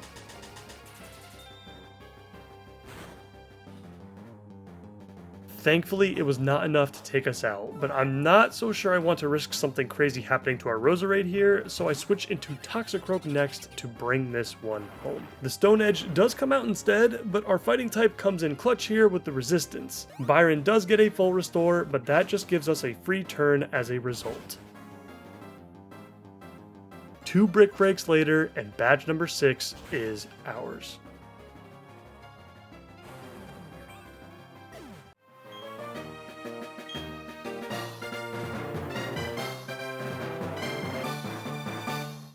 Ironically, I don't feel too much better about our position after that fight, even though it went fairly well. I guess I may just be a little bit shaken up from how these attempts have been going so far overall. I mean, we may only have a single death so far in this attempt, but we've gotten away with a lot of close calls. Moving on to another story-related thread involving explosions, we make our way over to Lake Valor to deal with Team Galactic again, this time led by Commander Saturn. Why are these Magikarp in a pile? Like, was there no other way to block us off in the western part of the lake? I suppose suppose this is just another way to convey how evil Team Galactic really is. I feel like most of the characters in the game haven't really been taking Team Galactic too seriously up until this point, but I guess setting off a second bomb is an effective way to shift our expectations. Let's deal with Saturn.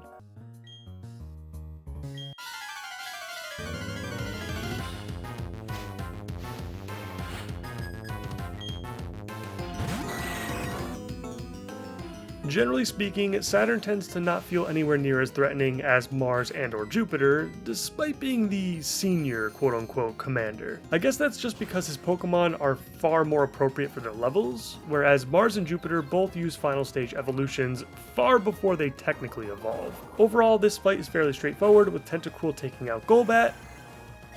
Our Crobat deals with Toxicroak,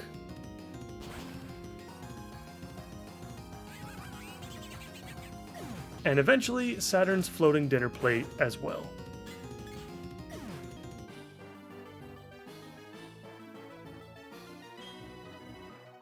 Back where it all began in Twinleaf Town, which will probably be the only time we ever return here, but it's good that Mom can at least heal up our team before we head over to Lake Verity. As one commander falls, another takes his place. Mars number 2 is up next.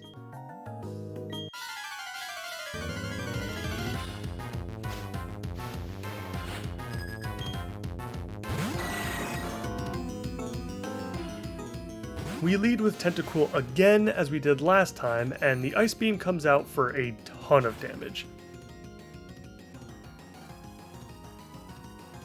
We do get hit with the Supersonic, but Tentacruel is able to break through in the next turn and finish Golbat off.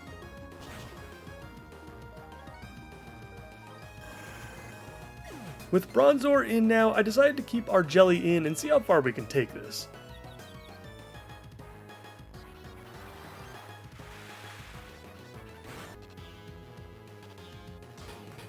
Despite the confusion lasting for quite a long time, Tentacruel held her own very well here. Even the super effective extra sensories weren't really hitting us nearly as hard, thanks to our special bulk.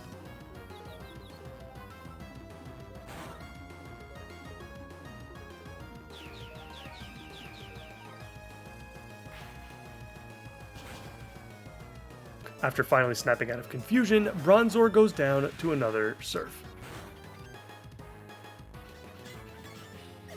With Purugly out now, I switch into our Toxicroak and we get hit with the Slash. The damage we can dish out with Toxicroak will not be enough to take Mars' ace down with a single strike, and we do not want to risk a crit here if we can help it. I send out Gengar instead, hoping to get a free switch on that Slash. Purugly goes for the Hypnosis instead, but luckily it misses. I throw out a Psychic on the next turn to see how much damage we can get in, and as it turns out, it's a freaking lot. Purugly tosses out another Hypnosis in response, and misses. Should be smooth sailing from here, except apparently we're speed tied?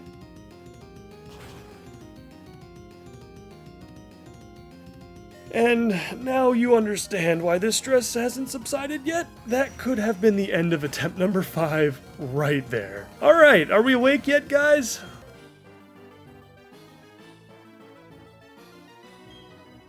We fly over to Celestic Town to heal up and head over to Mount Coronet. We've got a couple of small sections here to take care of with some various items lying about. While we travel through the caves and the snowy routes to the north, I think now is a good time to evaluate the team and what my thoughts are on them. What you are seeing down at the bottom of the screen is basically our final team plus Dustox instead of Barrel. That's it. There are 2 huge issues that I can see right off the bat, both involving the encounters we no longer have. Both Skuntank and Drapion were going to play pivotal roles in the later stages of the game for a couple of reasons. One, they both embody the secondary dark typing, which is the only real answer we have for psychic types we battle against in Sinnoh. I said it in the last episode, Lucian is going to be interesting. And the second reason Skuntank and Drapion were important is for their bulk. We do not have a single tank remaining on the team now, especially from the physical side, making our team very vulnerable against a plethora of high attack Pokemon. Crobat and Dustox are literally our physical based tanks now, and otherwise we have a team full of glass cannons for the most part. Every single team member is going to be crucial for something,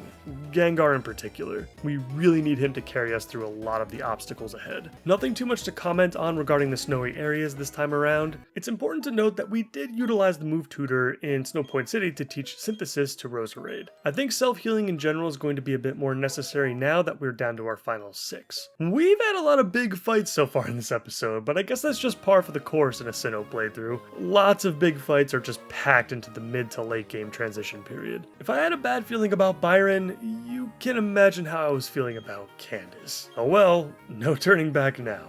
Let's do this.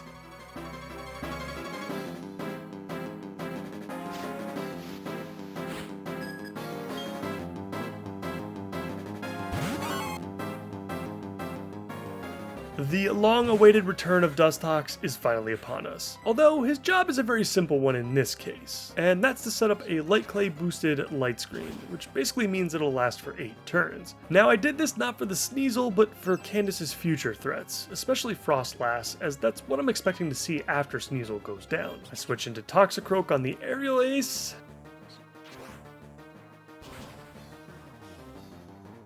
No crits there, but I have to avoid another here in order to get past Candace's first Pokemon. We avoid the crit again, and Sneasel goes down.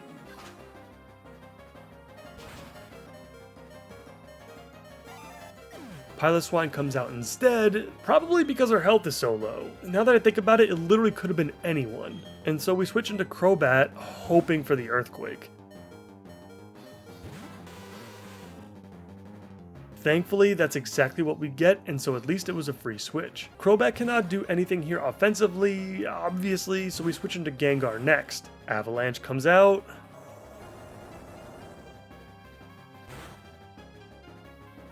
Lots of damage there. Let's see what this Shadow Ball can do for us against Piloswine's weaker special defense.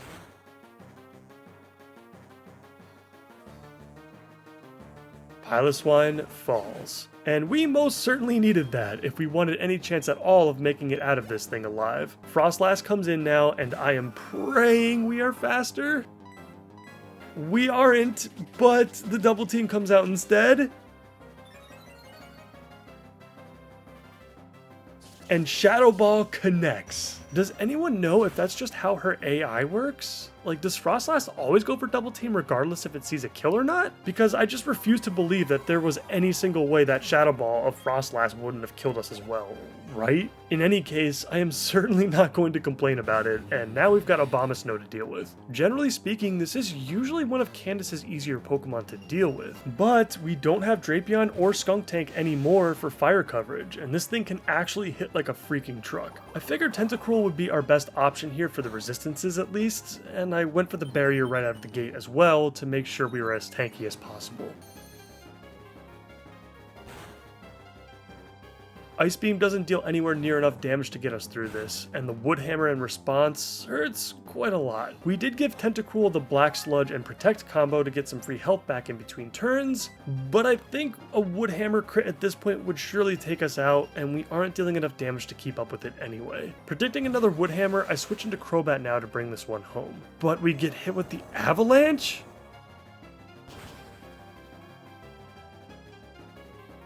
What kind of decision was that? Can anyone explain this AI to me? There's no crit at least, but now we've got a tough call to make. Cross Poison can kill on a range, but if it doesn't, I don't think we have any other switch options at this point. We just have to go for it.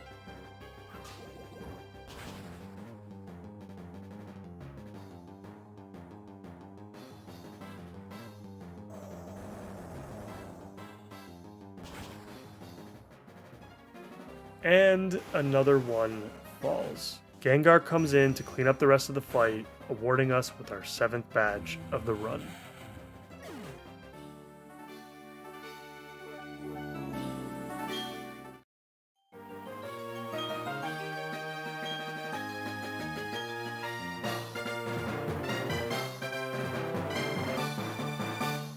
With Crobat now down and out, it would seem pretty reasonable to call it quits right here. But against my better judgment, at least for now, I'm gonna keep this thing going for as long as possible. I assure you that this isn't any sort of blind decision here. After the fight with Candace, I ended up spending a few hours theory crafting the rest of the run with what we have left, and I wouldn't be continuing down this path if I didn't fully believe that we could handle it. We're gonna keep this thing moving, and with that being said, let's continue the run. After briefly dealing with the events of Lake Acuity, it's time to start working towards the ultimate climax of Sinnoh's story. Let's get over to Galactic HQ. Looker has quickly become Sinnoh's version of Mr. Stone's letter from Ruby, Sapphire, and Emerald, at least on this channel. I just can't help but continue to harp on how useless he is. Although, at least he's funny in a way, I suppose. And at least he's far less useless than the Galactic grunts we encountered in our fight through the warehouse and the primary HQ building. The only pickup we receive here is the TM for Sludge Bomb, which could be utilized by either Tentacruel or Roserade if we feel that we need it. Sludge Bomb is such a great move on paper, but if you've been following the series since the very beginning, you already know how I feel about the poison typing from an offensive standpoint. The move pools that Pokemon have now in this generation are so much more diverse that it just seems like it would be really difficult to justify a move such as Sludge Bomb, which will almost never hit for super effective damage for like the remainder of the run basically. After listening in on Cyrus's speech, it's time to face the man himself for a second time. I hope you guys have been enjoying the battle sequences so far, because I think we're already on fight number 5 in this episode. Let's do this.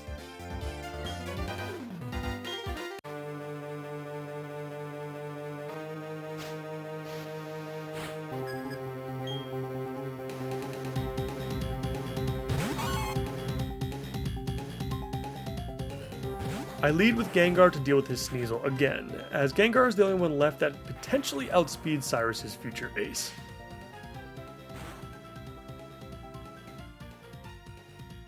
Surprisingly though, the Thunderbolt does not kill, and we do get hit with a Screech. Another couple of Thunderbolts later, and Sneasel finally goes down.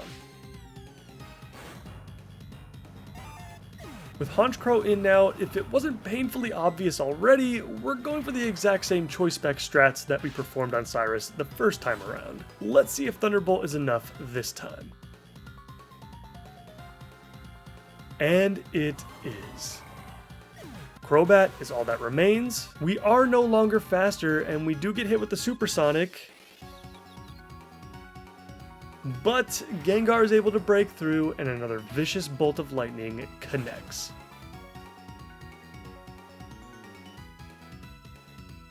Crobat goes down, and another clean Cyrus fight is in the books.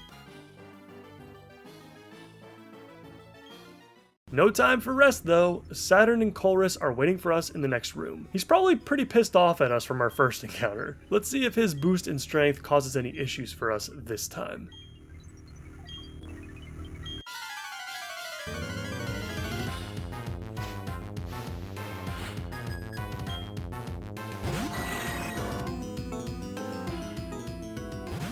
Because he uses basically the exact same team he had before, just with higher levels, I begin the fight using the same strategy as I used the first time. Tentacruel lands an Ice Beam right out of the gate, and then Golbat counters with Confuse Ray. We aren't lucky this time around as we hit ourselves in confusion. The incoming bite doesn't deal too much, and the Black Sludge is going to really help us stay in this. We go for another attack. And this time, the Ice Beam connects, sending Saturn's bat back to its Pokeball. Bronzor appears once again, and we do what we can with Tentacruel. The confusion is very punishing this time around, and a crit from Extrasensory is starting to look very awkward.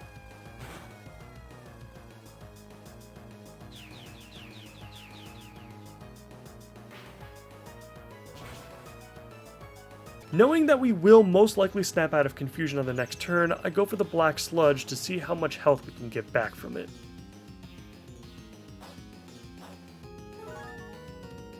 It's definitely not enough, so we're going to switch into Dustox now just to be safe. I mentioned earlier that dealing with anything that has a Psychic type move is going to be quite the challenge, and even though Bronzor isn't very strong, it still poses an issue for us.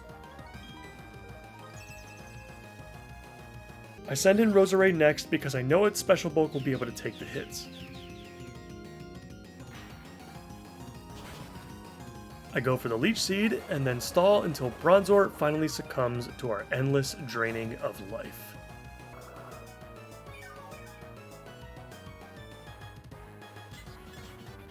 I kept Roserade in for Toxicroak as well, which in hindsight wasn't a great move,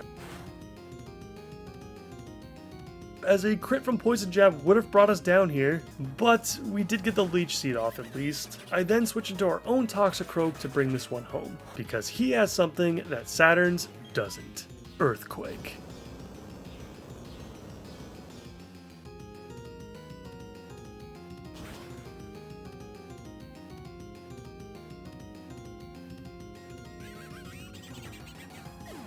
Saturn falls for the last time, and we get to free the Lake Spirits as our reward.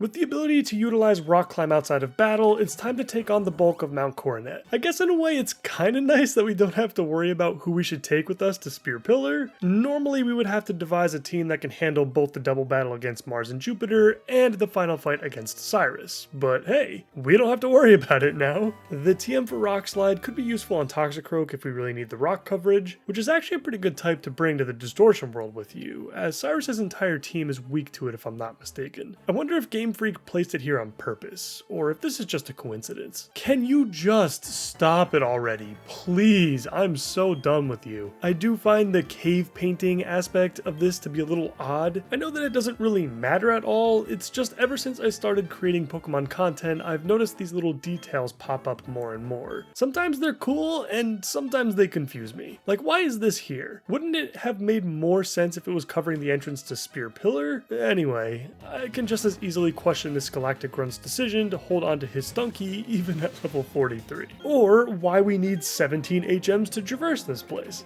These are just random things that I think about. I guess despite this being one of the bigger dungeons, quote unquote, in the game, there's really not a whole lot to talk about. Lots of useless trainers to plow through, but outside of the Rock Slide TM, there's not too much to go over. And with that being said, we have arrived at Mount Coronet's apex, Spear Pillar. Mars and Jupiter are up first. Let's do this.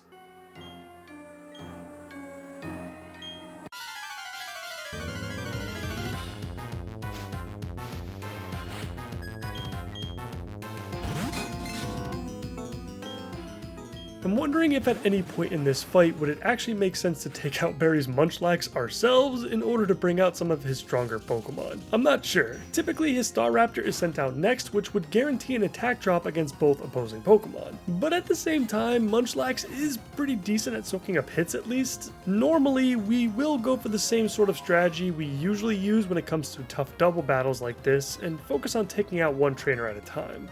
But the big problem here for us is that these Bronzors will actually hurt quite a lot regardless of who we switch into next. If both Skuntank and Bronzor target Gengar and we switch into something else, we could easily lose a team member. Instead, I know that Gengar can take out the Bronzor with a single Shadow Ball, and I know that the Night Slash from Skuntank will not kill unless it crits.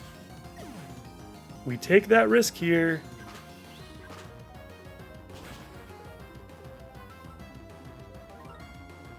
And Gengar holds on. Unfortunately, that also means that we cannot utilize him for the rest of the fight, at least not easily. Mars's Golbat comes out next, and we switch into Toxicroak, hoping for the double Dark type attack. We do get hit with the bite, but Skuntank actually goes for the Poison Jab on Munchlax instead.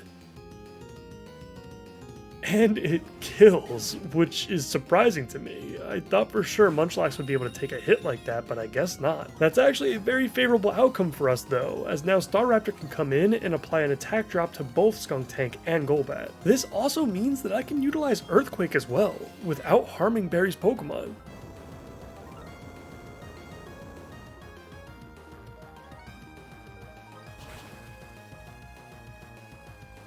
It only deals about half to Skuntank, and the Citrus Berry heals it for quite a lot. I'm really missing our own Skuntank now. The Staraptor slams into Golbat for a ton of damage, and while the Air Cutter in response is nothing too crazy, the Flamethrower from Skuntank brings us down into the yellow. Time to make another switch, and this time it's into Tentacruel. Staraptor misses his takedown,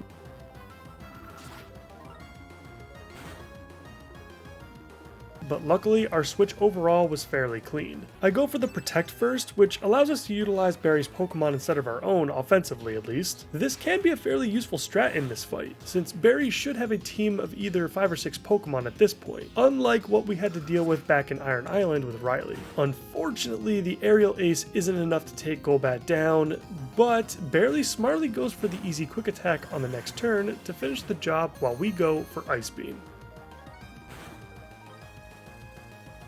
This Skunk Tank is just so hard to kill.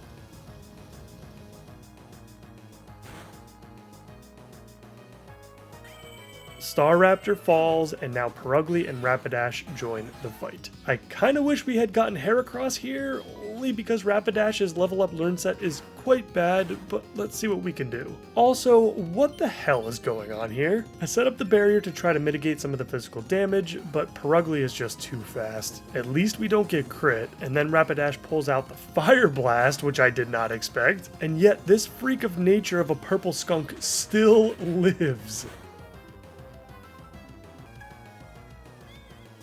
Skunk Tank finally goes down, and Jupiter sends out her final Pokemon. I use Protect to give Rapidash another turn to wake up and to heal some health back.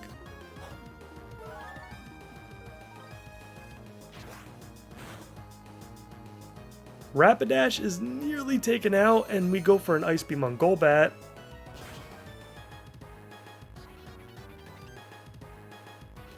A huge crit for us there as Jupiter finally goes down. Rapidash doesn't wake up on the next turn though and goes down to another Slash, while we set up another barrier. Again, kinda happy it happened though because now Heracross finally joins the battle, and as long as Barry doesn't royally screw this up, we're looking very good right now.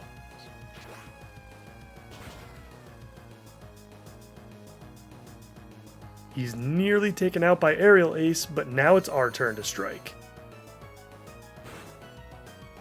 Ice Beam is fine, and here comes the Brick Break.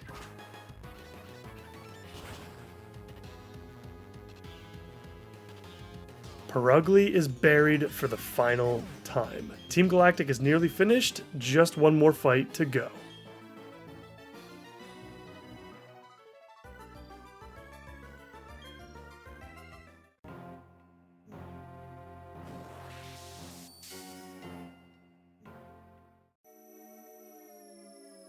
Surprisingly, I have already become fairly comfortable with this place. My route to complete the puzzle is pretty much set in stone, and generally speaking, it only takes me about 10 minutes to get through without speeding up.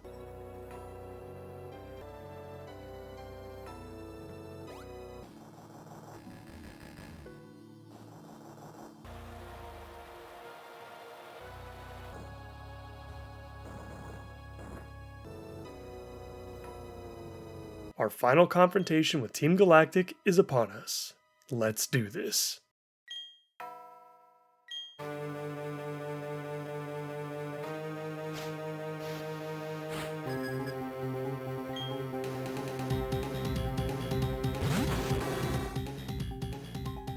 Cyrus leads with Houndoom, and so naturally we go for Tentacruel. We go for the Surf.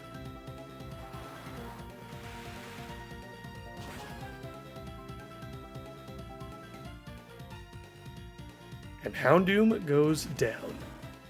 Honchkrow is in now, so we stay in and go for Ice Beam.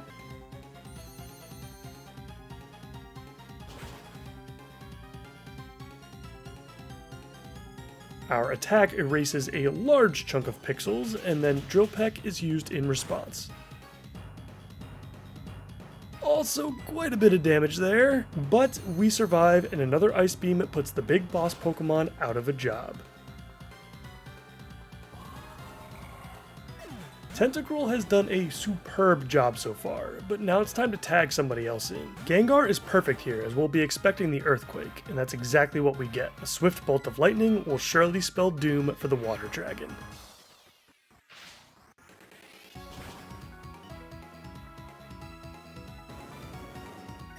The biggest threat of all enters the fight, and we switch into Toxicroak in anticipation of Night Slash.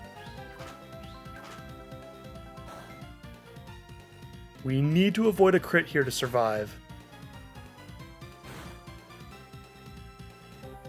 Toxicroak takes the hit, and now it's his turn to chop Weavile into pieces. Crobat is out last, and so we switch back into Gengar to hopefully finish this thing off. The Air Slash isn't too bad, but this Crobat will be faster, so we might have to avoid another crit here. Gengar holds on, and with one more Thunderbolt, Team Galactic is officially taken care of.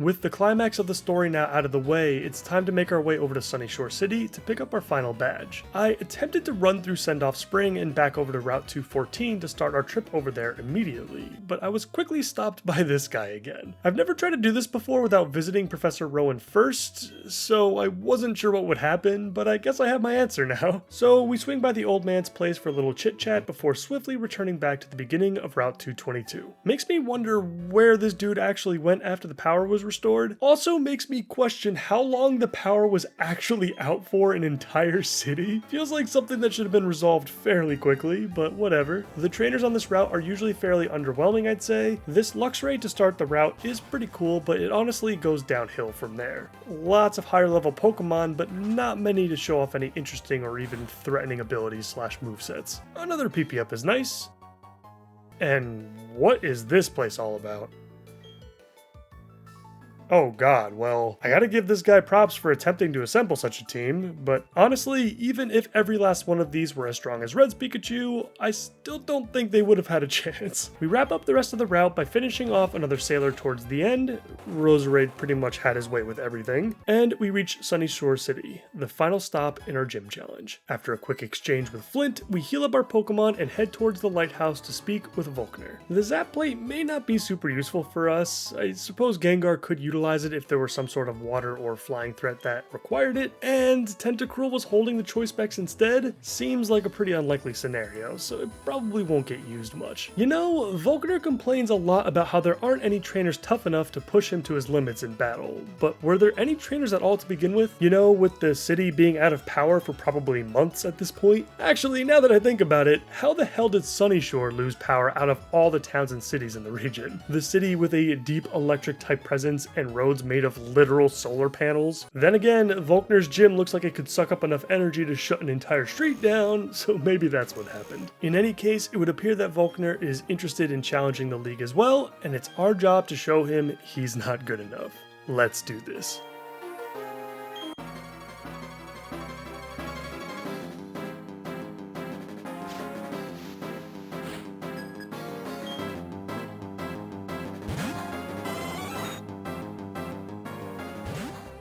We lead with our Toxicroak against his Jolteon.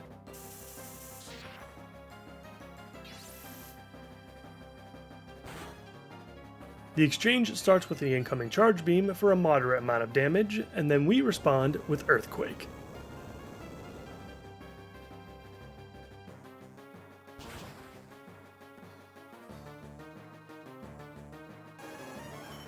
Jolteon falls as we level up, and Volkner's Ace makes an early appearance. Confident in our speed and power, I keep Toxicroak in and go for Earthquake again. This might be close.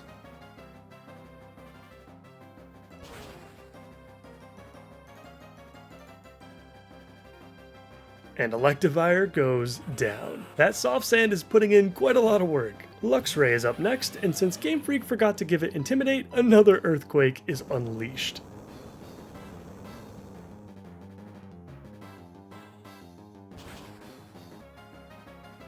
However, it would appear that Luxray is a bit tankier than expected, and we get hit with a vicious Thunderfang. Luckily, no crit there, and Toxicroak is able to play the rest of this out without any further issue. Raichu's out last, and wouldn't you know it, we're faster. And although Raichu has quite the chunky boy aesthetic to him, he ain't gonna survive this one.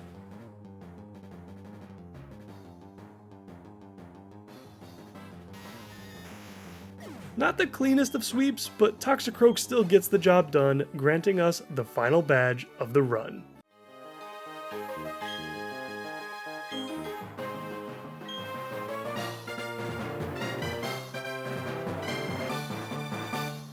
I will say that despite having only 5 team members left, I'm feeling pretty okay right now about the overall outlook of the run. Both Lucian and Cynthia will pose one of, if not the biggest challenges that I have maybe ever faced in a run that I've done so far for the channel. What that has done though is bring the best out of everyone that remains. I really feel like I've gotten everything that I can out of these guys, and I'm really eager to find out if they have what it takes to get through the rest of this attempt. After speaking with Barry and Jasmine on the northern end of town to pick up our final HM and Waterfall, I decided that now would be a perfect time to level up the team as a whole, and make sure that we are as prepared as possible for Victory Road. And I mean extra prepared. There are a lot of run killers in the random trainer category along the path to the Pokemon League, and I obviously can't afford to lose anyone else. Although, I suppose I have said that multiple times already in the run, and yet here we are, still going. With the team leveled up, it's time to traverse Sinnoh's only pure water route. For Route 223, we led with Gengar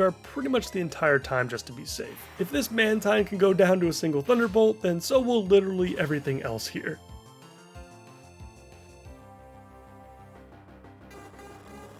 The rare candy on the northern end of the area is quite handy, and with our first usage of Waterfall, let's make the trek through Victory Road. I would normally say that we're going to try and avoid as many trainers as humanly possible, but you really can't avoid too many at all in this place. Battles are almost entirely mandatory in one way or another, and just like we did with Route 223, Gengar will be leading the way for the most part. As much as I don't really enjoy using nothing but choice specs on an S tier Pokemon, with only 5 of us left, it feels kinda necessary to utilize our power to its fullest at all times here. It is fortunate that Gengar's coverage hits a very large portion of the obstacles in Victory Road. Thunderbolt for all the flying types, Shadow Ball for all the ghost and psychic types, and the move Psychic itself to deal with the fighting type threats. Honestly, those 4 types probably make up at least half of all the Pokemon we'll be running into here. Ace Trainer Mariah is one of the exceptions here for sure, sporting a team that resists many of Gengar's attacks and also having a specially defensive presence on top of that. Toxicroak should do well here. Brick Break destroys the light screen Blissey just set up, as well as giving us our token Gen 4 health bar moment.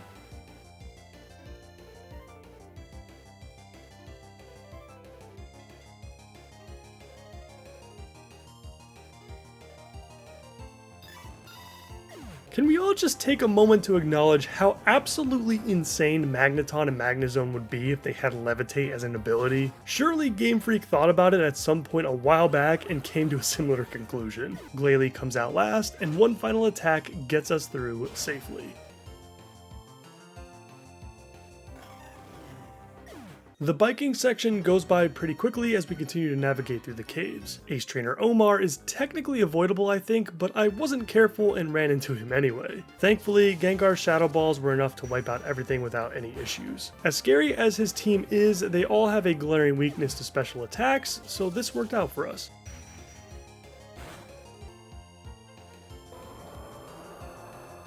Sydney is up next with her Clefable and Torterra.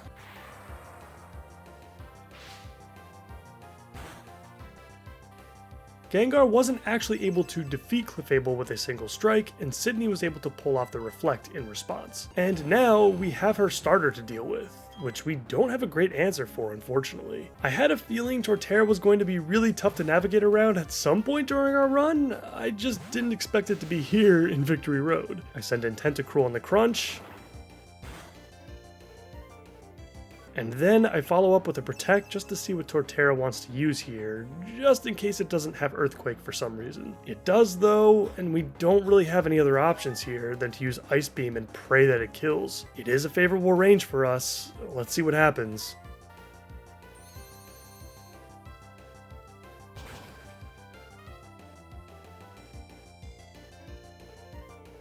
Torterra falls, and Tentacruel lives to see another day. We breeze through Veteran Clayton quite easily with Gengar as we press forward, and as tanky as Black Belt Miles' Machamp can be, a Choice Specs boosted Psychic is enough to take him down as well. Moving over to the water sections, we deal with another Psychic with a combination of Gengar, Toxicroak, and Roserade. Nice to see another team member come out to play here. The Absol did get up a double team in between turns, but our Toxicroak was unfazed.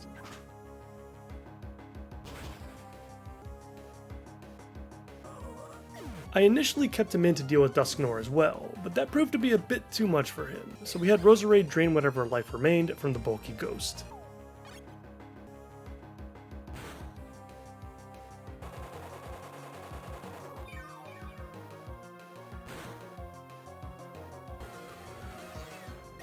Heading up the first waterfall, the Dragon Tamer was a joke, so we won't even get into that, and we are getting very close now. Veteran Edgar was tough as always, although I did lose the footage for this somehow, so nothing to show here unfortunately. And after figuring out OBS, I just sped through Dragon Tamer Clinton because it's Dragon Tamer Clinton. Seriously, why is this guy Victory Road's final trainer? Veteran Edgar probably would have been better placed here, but I guess you can consider this as somewhat of a reward for getting through the cave in one piece. A victory lap, if you will. With one final stride, we step through the light at the end of the tunnel, and despite everything we've been through up until this point, we finally made it. There's just one last roadblock standing between us and the League, and it's a rough one, but we didn't come all this way just to lose to our rival. Let's do this.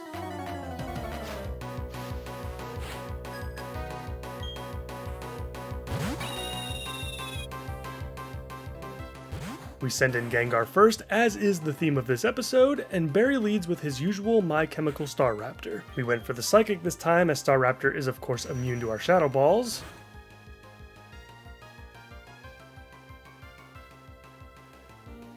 And it's enough to bring it down. Barry's ace joins the fray, and unironically will be one of the bigger mountains to climb in this fight. We're going to handle it the exact same way we did with the last one, but even with the extra levels, will it be enough this time?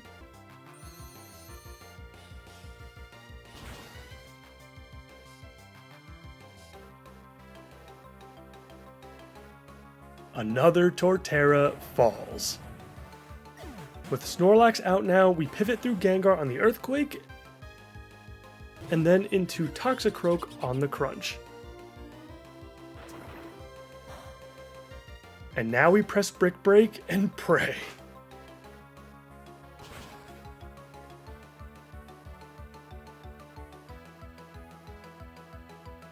But it's not enough to take it down, and the Earthquake hits.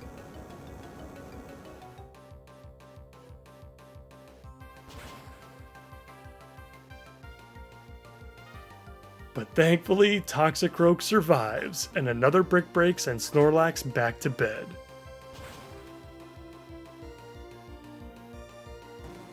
Barry's Fire Horse is up next, and naturally we respond with Tentacruel. Upon switching in, Rapidash decides to set up the bounce, which is perfect for us. A Protect on the following turn negates the incoming attack, and then we respond with Surf.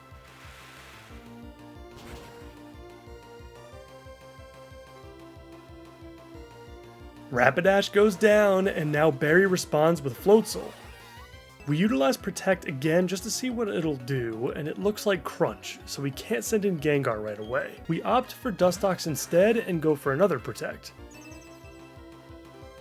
Unfortunately, it looks like it still wants to use that Crunch, so we're going to have to leave Dustox in and see what he can pull off on his own. Another Crunch lands, but so does our Toxic. After stalling for a turn, we switch into Roserade next just to soak up some damage, and it is at this point that I realized we could have just pivoted through Roserade this entire time in order to get back to Gengar. Floatzel goes for the Ice Fang on our switch back into Gengar, and now we should be able to easily clean up what's left of Barry's Otter. And since we know his final Pokemon is going to be Heracross, we lock ourselves into Psychic instead of Shadow Ball or Thunderbolt here, so that we can deal with that monster as well. Heracross is all that is left, and with one final attack, it's time to bring our rival down for the final time.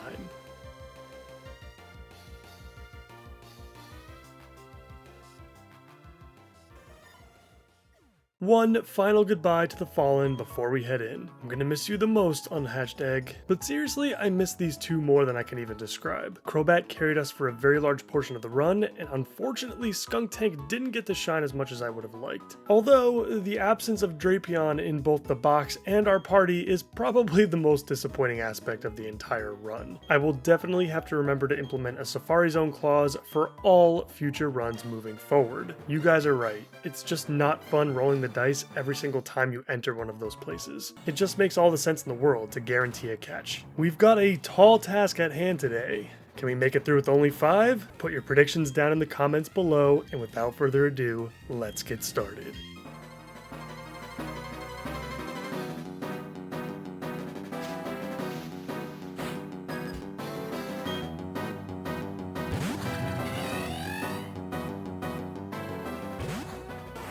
It's our strongest versus Aaron's weakest to start things off. The Thunderbolt comes out.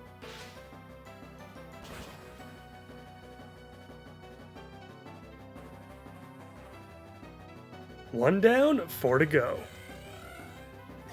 Arguably the biggest threat is now out, and I decide to keep Gengar in for this one. The Thunderbolt won't kill without a crit here, but we do have a Colbur Berry equipped to deal with the incoming Night Slash.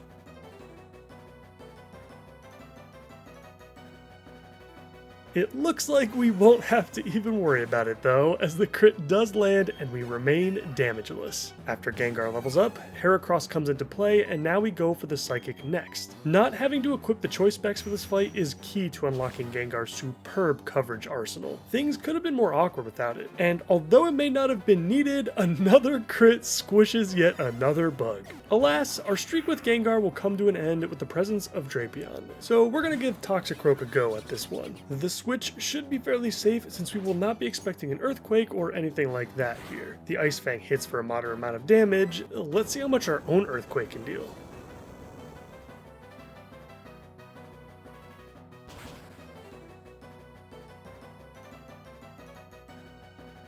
Not quite enough, it looks like, and after healing a bit of health from our Citrus Berry, we are struck by an Aerial Ace in response.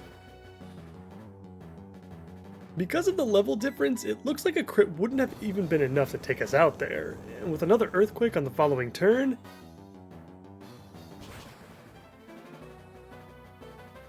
Aaron's ace falls. Toxicroak made that look very easy, but that's only because he's packing some serious heat behind those blows. Drapion could have easily taken more than 2 hits from a ton of other Pokemon in that situation. With Vespiquen out last, I sent in Tentacruel to finish off the first boss fight of the league.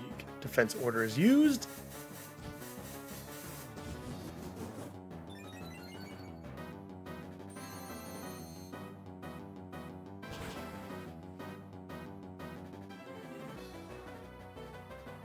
And the third critical strike of the battle lands, putting an end to Aaron and his army of bugs. Kinda wishing we didn't blow all of our critical luck in a battle we didn't need it for, but still, I can't possibly be dissatisfied with the way everything went. The team feels strong, but the toughest obstacles are yet to come.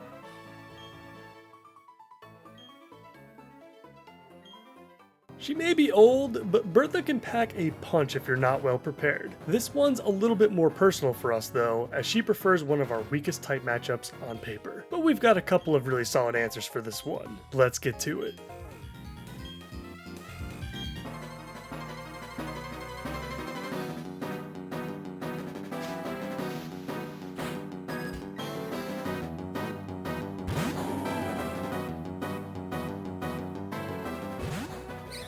We lead with Roserade to inevitably bury Whiscash in its own mud with a powerful Giga Drain.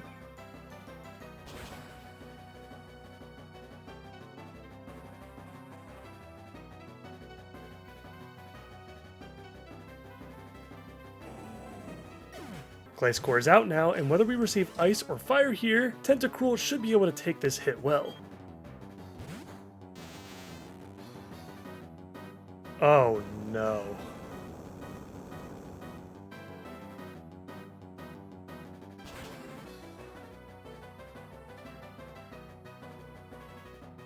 Thankfully, we hold on. I'm just impressed that Gliscor actually saw a kill there on Roserade with Earthquake. I thought for sure the level gap would have covered our physical bulk enough to get past that, but I guess not. The good news is, at least for now, that we're going to be faster than anything Bertha has, and a Choice Specs boosted Surf should be able to get the job done here. Even though Gliscor has a quad weakness to Ice Beam, it obviously just makes sense here to lock ourselves into our Water move for the Pokemon that lie ahead. Gliscor is brought down by the crashing waves, and then Bertha looks to Hippowdon to cause some trouble with Sandstream. Potentially a big problem for us, as I'm not sure we'll have enough health to bring down her final 3 Pokemon. I'm confident the Surf will kill here, but how much damage is this Sandstorm going to hit us for?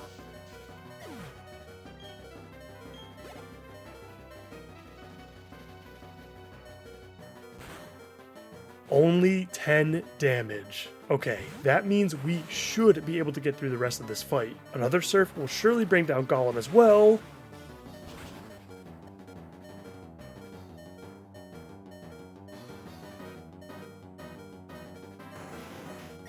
And then the sand will hit us for another 10, bringing us down to our final 3 hit points. But the sandstorm shouldn't hit us again if we are able to take down Rhyperior as well, because the battle should be considered over at that point. God, I hope I'm right about that.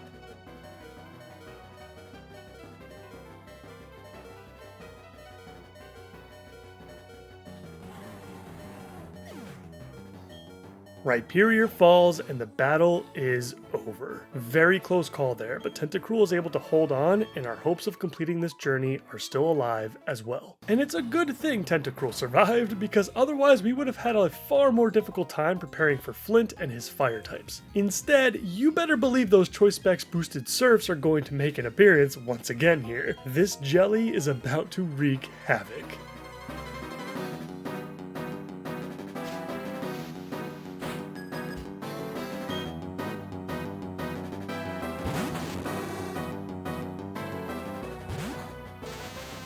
Flint leads with Houndoom, but he's not going to be able to deal with this. The biggest reason Tentacruel is so good in every single game that it exists in is because of the huge speed stat, at least in my opinion. Flint's Pokemon are not slow by any stretch of the imagination, so having a weapon this fast at your disposal really makes a huge difference.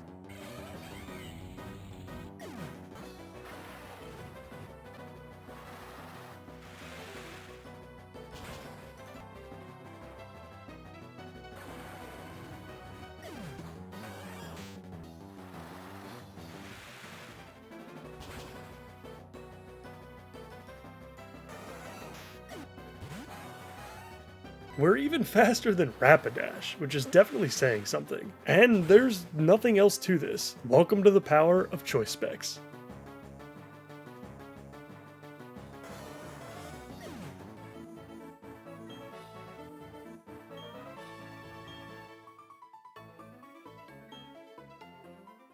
And now, for the moment you've all been waiting for, and the moment I've been dreading for pretty much the entire series. Our worst nightmare is finally upon us. Lucian. Will the series end here and now? Let's find out.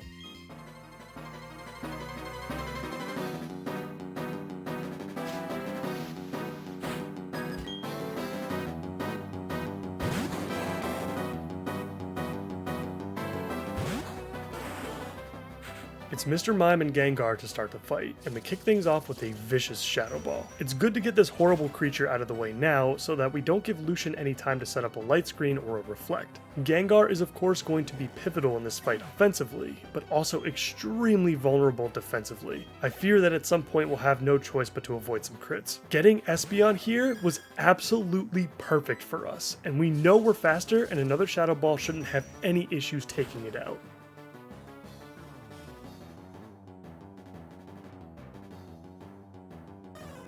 Two down already. Alakazam comes out next, and unfortunately I'm fairly confident that we are slower here, and Psychic is going to absolutely annihilate us. Luckily, we have the perfect solution in Toxicroak, who is totally capable of taking this Psychic, by the way. Nothing can possibly go wrong here.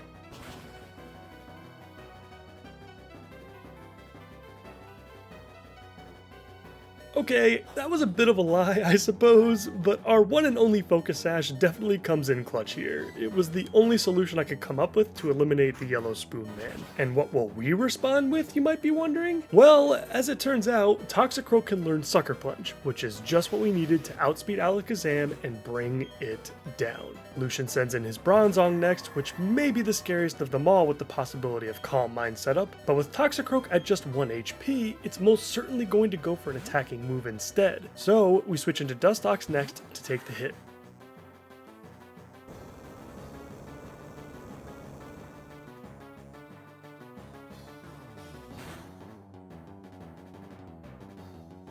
The Earthquake crits though, and we're left with just under half of our HP. I make a tough call here and decide to risk the crit to set up Light Screen so we can safely get someone else in here to deal with the Psychic Bell. And I know what you're thinking, this Psychic is surely going to end Dustox right here and now even with the Light Screen, but I've got another trick up my sleeve. Thanks to our Pyapa Berry, we are able to hold on, and now it's time to switch into something with more firepower. Because our HP is low, there's a chance that Bronzong may actually go for Earthquake instead here. So I go with Gengar next, and we get the free switch. Gengar throws out a Shadow Ball on the next turn. Please kill this thing.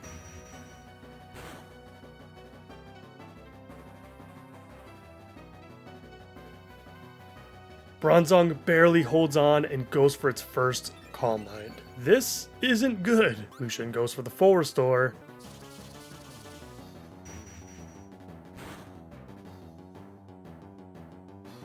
And thankfully, Shadow Ball still manages to take out just over half health. We toss out one more,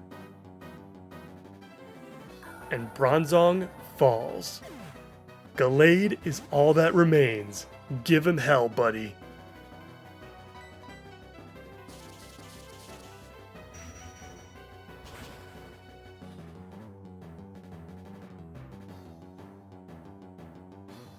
I am astonished that we made it out of Lucian deathless. I can't lie to you guys, I wasn't confident going into that one at all. The thought of not even making it to Cynthia felt very real going into the finale. I couldn't be prouder of this team and what they've been able to do leading up to this point, especially our boy, Gengar. But now, we've got the toughest challenge yet. And as I reflect on how attached I've become to all of these guys over the course of the series, the brutal reality of it all is telling me that many of them, if not all of them, will be lost. But we sure as hell aren't going down without a fight. We're ready for you, Cynthia. Whether we win or lose, this series ends now.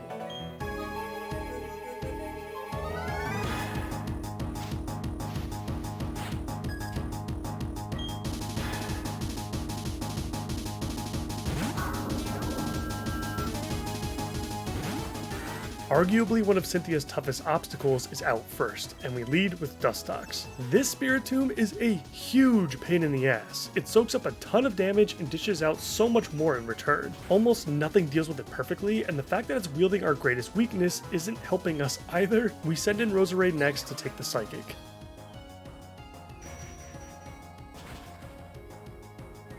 And then start going for Giga Drains.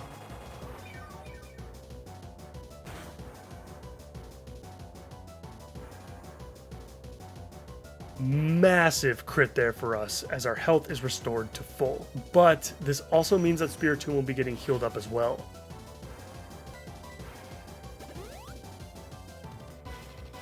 Let's see what the next Giga Drain can do.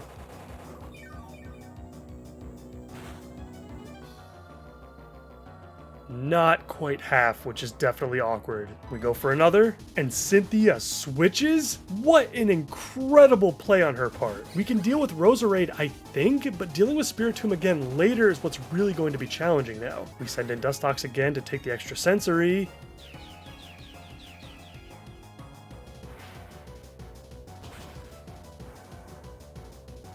And it deals far too much damage to us. Switching into anything else would pretty much guarantee our defeat at this point. Our first salute of the run. You may not have contributed as much as the others, but you stepped up when we needed you most. Thank you, Dustox.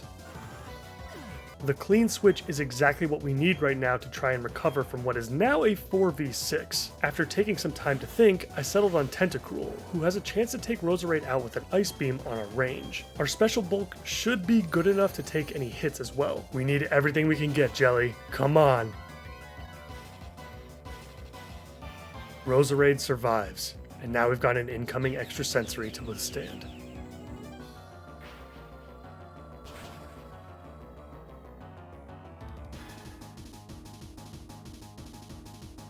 Tentacruel falls on the final turn of Light Screen. And now, things are starting to look very bleak. This couldn't have possibly been more soul-crushing. It happens though, it's all a part of the journey.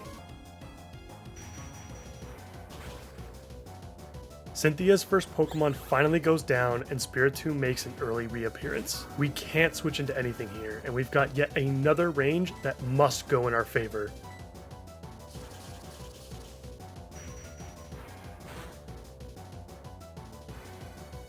Gengar, you absolute rock star. Milotic comes in next, and I really want Roserade to deal with this if possible because we absolutely need Gengar for Garchomp. We literally don't have any other way of getting through that monster without him. Milotic does opt for the Surf, which is perfect. Are we faster? We are, and this Giga Drain should be absolutely massive.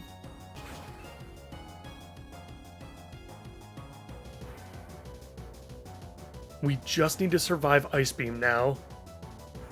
You have to be f***ing kidding me.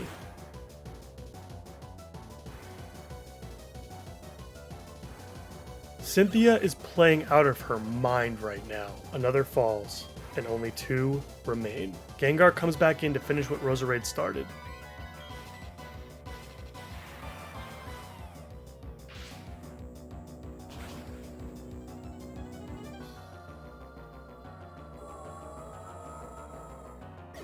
Lucario comes in, and our answer for him is still alive at least. Let's get this done, Toxicroak.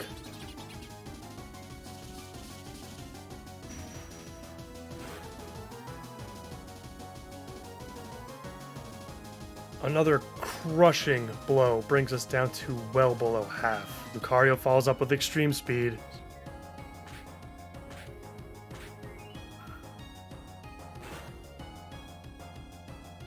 And we live. The earthquake is out.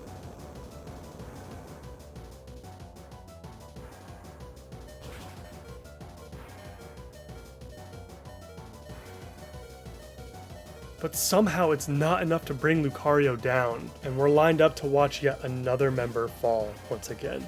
But not before Cynthia makes yet another switch. Her AI is unlike anything I've ever experienced in a Pokemon game before. Is it just me? We go for the Sucker Punch on the next turn to see if we can get lucky with some flinches. But it just wasn't meant to be, and we are quickly taken out with a Water Pulse. Goodbye, Toxicroak. You were a big reason we got this far, and I enjoyed every single battle you were a part of. It's just you and me against the world, buddy. Let's make this difficult for her. Gengar sends out a Bolt of Lightning.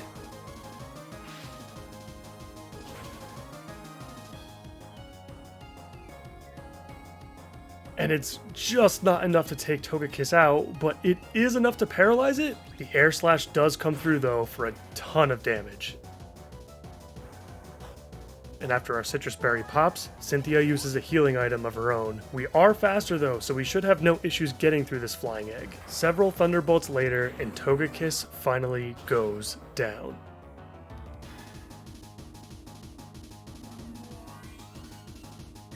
Cynthia sends out Lucario again, which is shocking. Garchomp would have certainly spelled our doom here, but I guess another full restore does put Lucario in a good position.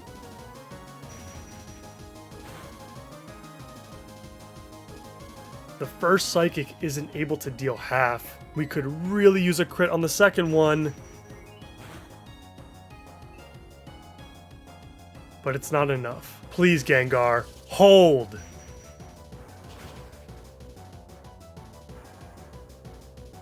Gengar lives and Lucario falls. I cannot believe we're even in this position to begin with. But despite our incredible comeback, despite everything we've been through in this fight and in this series, we've reached the end of the road. The chances of Gengar removing Garchomp with a single Shadow Ball are extremely slim. Even with a crit, it's still very unlikely. Given the circumstances, I can think of no better way to end this series than to embrace the very nature of the companions we've lost. This is a poison-only challenge, and if we're going down, she's coming with us.